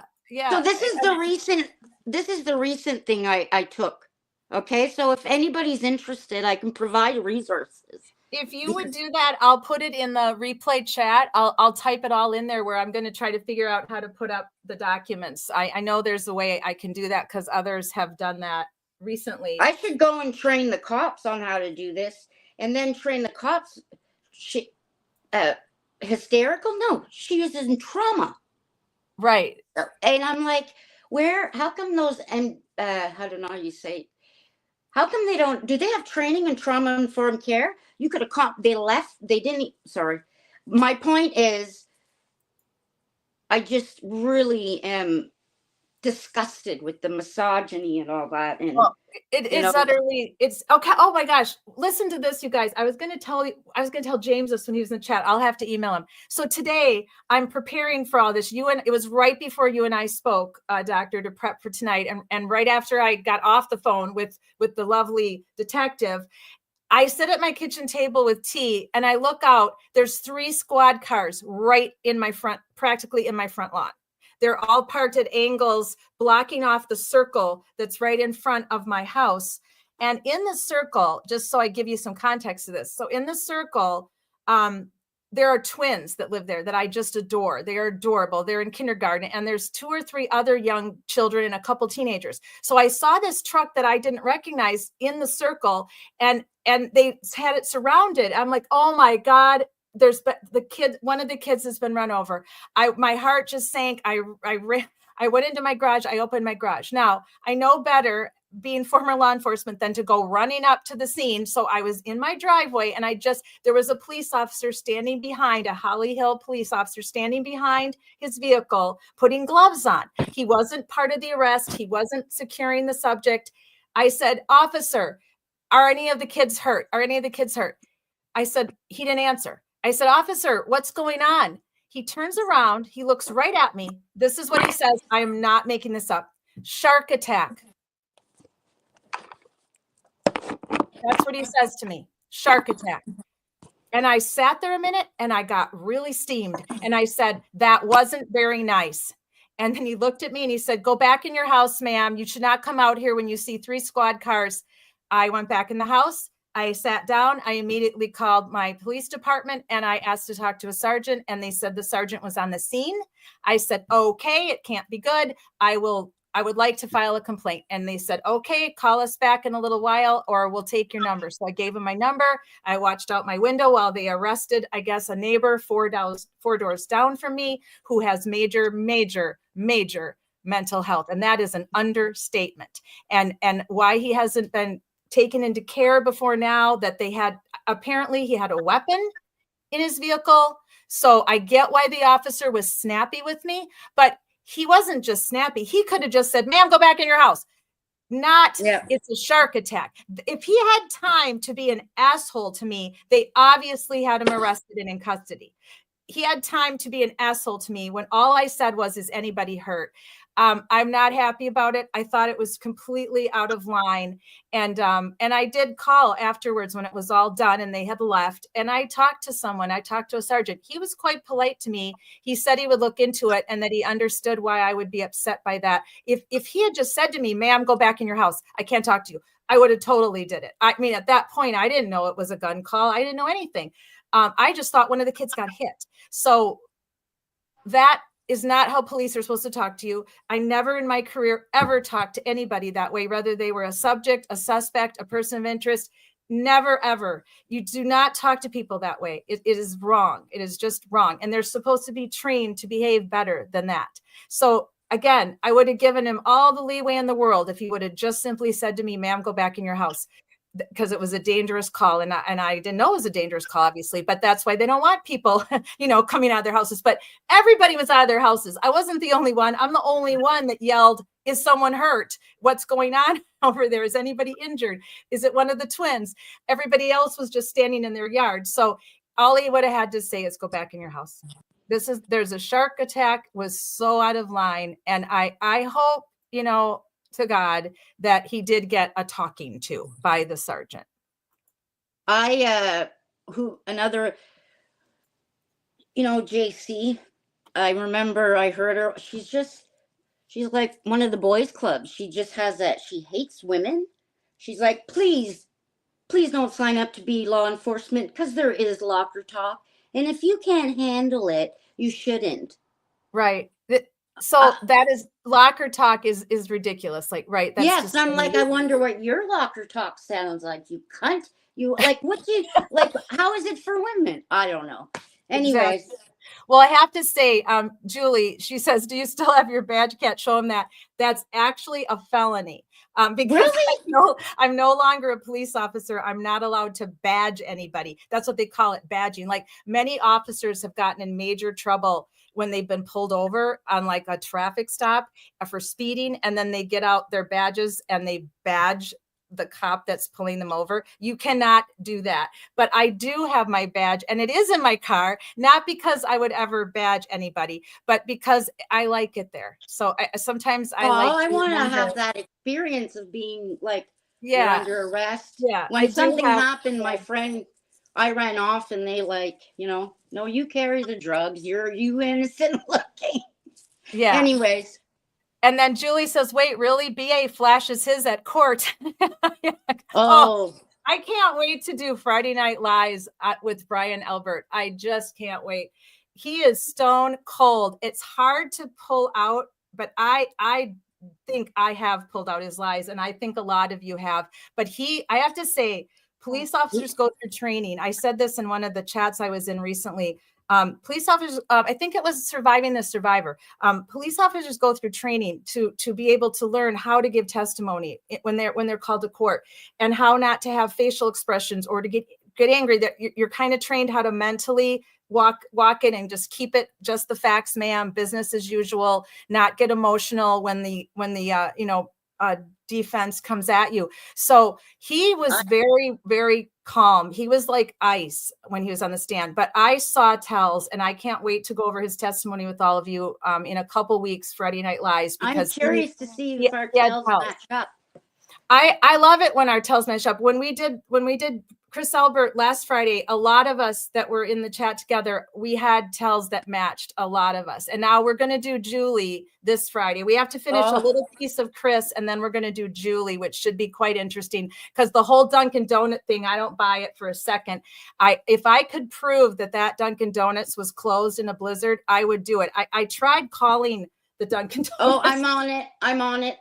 Okay, get on it. I'm I on need it. everybody on it. We need to prove that Dunkin' Donuts was Well, not open. what I do is, if you really want to get a feel for someone, imitate them. You know, like that, then you kind of get the feel. He was hard to read. There was a guy, I don't know if you know him, he decodes stuff. Like he walks you through the things, and he's really interesting. Anyways. Oh, hey, I just want to say welcome, B87. Are you referring to Sarah's Joe? The other case I'm working on here in Florida, is that the Sarah Ebersol? Are you talking about Sarah's Joe? Because I think you are.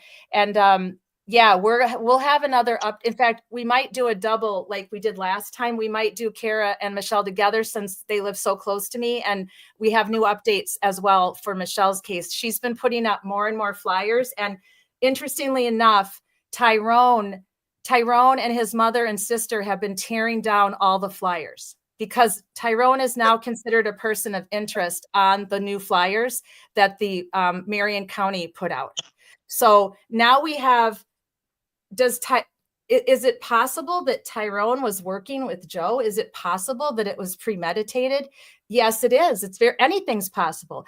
I don't see Tyrone for it. He didn't have a background like that. I don't see him for it, but why is his family, just because his face is on it and he's a person of interest, I can see that would upset you and piss you off. Well, guess what, Tyrone, if you're watching this, you've been asked to tell law enforcement where you dropped off Sarah and what time, because the only way we can try to get Joe back in the picture as a possible person of interest suspect is if you tell us the truth, and you have refused to do that. So if you want your face off that missing flyer with Sarah's beautiful face, then tell the truth.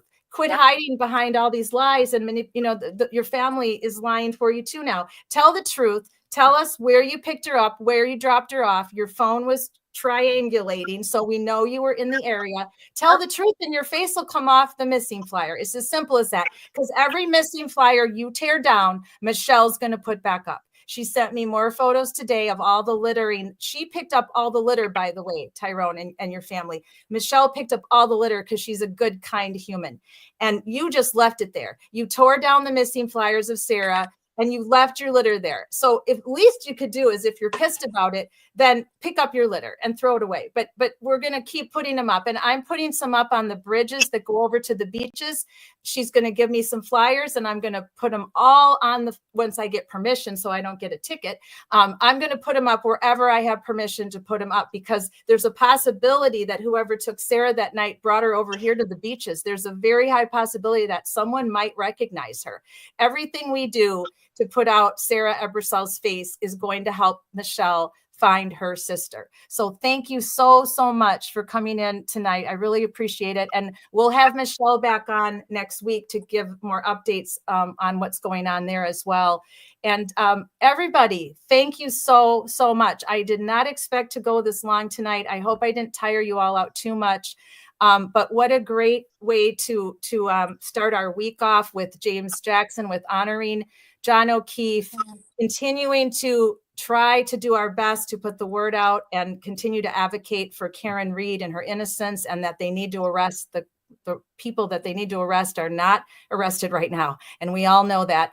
And tomorrow night, I will be sharing some pretty disturbing information out of the Ellen Greenberg camp. Possibly a new lead, maybe from the surveillance cameras. Not sure. This person might have been ruled out. The police report, I don't have it yet. I'm trying to get it. And Kara, they were going to charge me $25 for the police report for Ellen Greenberg out of Philadelphia. 10 to 12 weeks is what they're telling me is the waiting time. So I'm going to try to get it from somewhere else. How much did they charge you for the police report and what you have so far? My left arm and an unborn child. $1,100. $1,100 is what Kara had to pay, and Philadelphia was going to charge me $25. That just the reports, or is that body cam footage and everything? Probably just the reports, but even so, $1,100 sounds. I'll find out when I do the request. I'm going to go forward with the request and see what else they're willing to give me.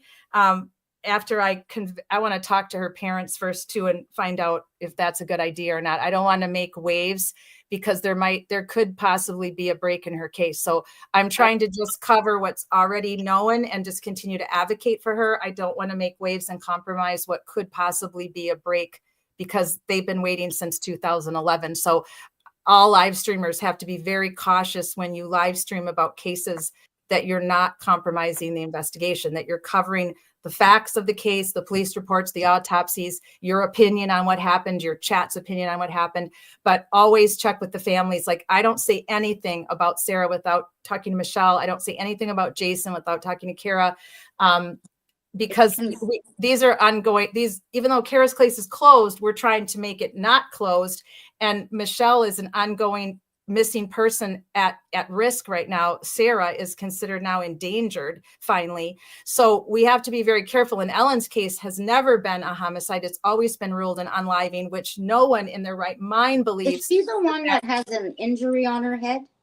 20 stab wounds and a huge laceration on her head. Practically. You know what? You got to get your numbers up and do a fundraiser so you can have, what do you call it? For your organization, so people need assistance. Right. Well, I'm happy to get my numbers up. We're working on it. We're doing our best. We're just a little engine wrong with that. Right. We're just a little engine that could, trying to stand for justice for families and help them out. I'm manifesting prosperity for everybody. And stop telling other YouTubers what to do. Yes, exactly. That's it for me. I thank you, Doctor. You were an absolutely amazing addition to the end of our show. You are welcome back anytime that you fit. I got to show Julie our schedule. Oh, right. Julie, first, can you see me? No, probably not. We can see you. Can you see my waist? So what you do is you blow up the belly first, then you squeeze. So watch. Ah, I see. So then, then you do that. Everybody has a homework assignment for the next time that Doctor comes on the Angry Bitch Club on Wednesdays is practice your breathing and your Kegels. It will help you through life. Trust me. Unless you have, if you have trauma, it's a thing that our body shut down, so it might be overwhelming. So don't force the Kegels. Right. All right. Never force those Kegels. We don't want to damage our lady parts for other activities that we may be interested in. If you don't do it, man, if you don't squeeze your arsehole up, you're going to be wearing diapers. That's right. I'm just being realistic.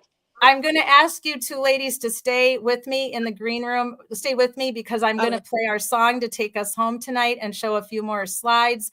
And then I'll see you all tomorrow night for the update on Ellen Greenberg. And I hope you can join us Friday night for Friday Night Lies, our new series going over the witness testimony from the Karen Read trial. Thank you to everybody who was in the chat tonight. You were fantastic. All of you justice seekers, social change warriors.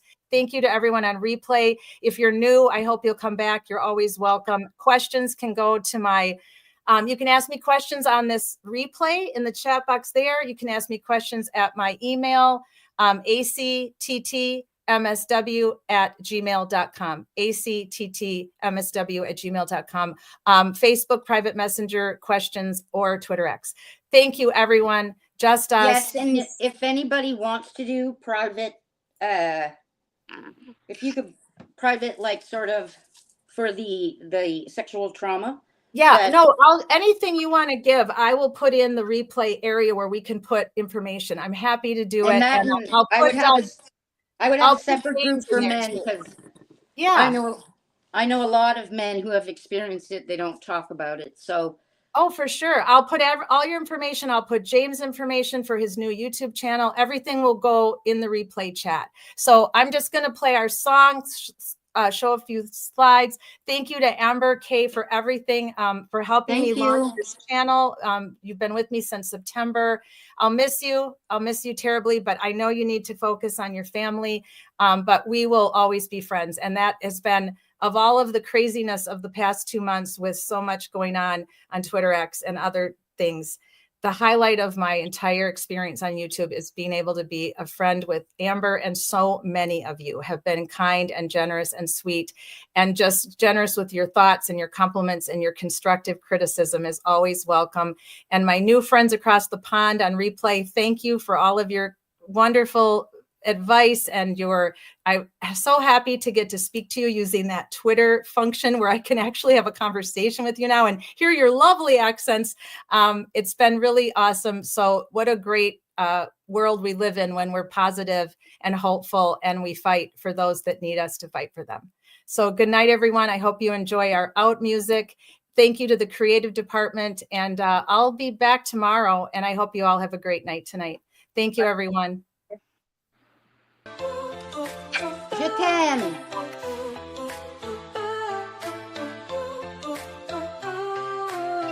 They try to silence the truth we shout, but we're still here, we're still calling out.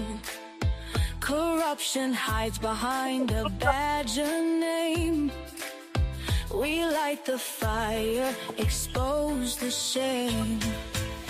We're justice seekers, we'll fight the fight for every voice lost in the night. My life mattered is the cry we sing for the ones they tried to bury within.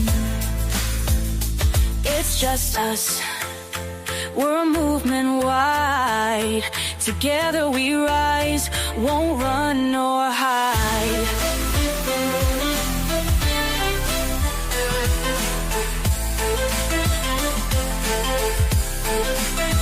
The stories echo, the pain runs deep.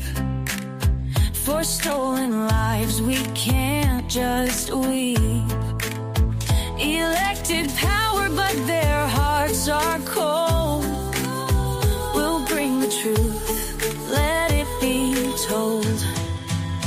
We're justice seekers, we'll fight the fight for every voice lost in the night. My life mattered is the cry we sing for the ones they tried to bury within. It's just us, we're a movement wide. Together we rise, won't run nor hide.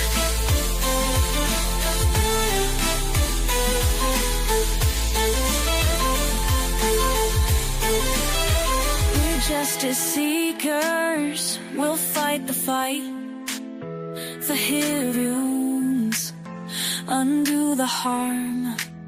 Calling out corruption, we'll stand tall for justice and truth, we'll risk it all. My life mattered is the cry we sing. Together we rise, let freedom ring.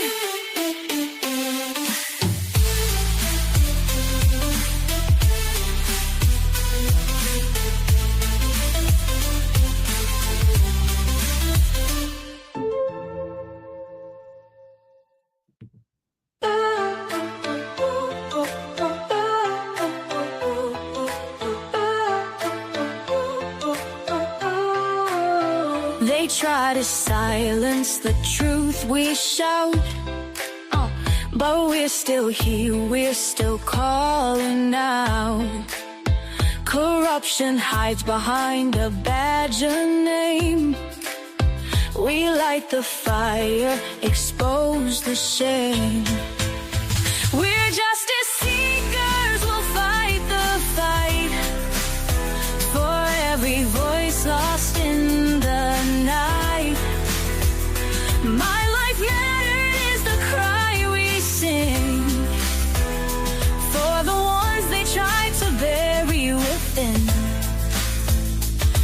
It's just us. We're a movement wide. Together we rise, won't run nor hide.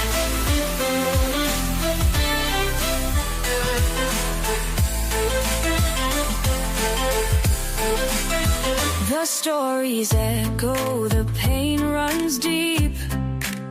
For stolen lives we can't just weep. Elected power, but their hearts are cold. We'll bring the truth, let it be told.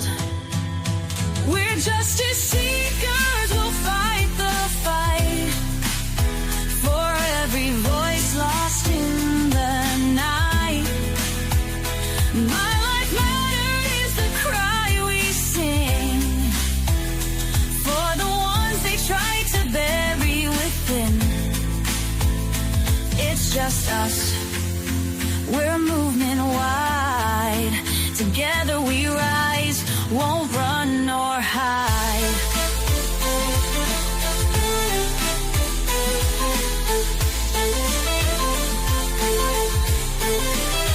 We're justice seekers, we'll fight the fight.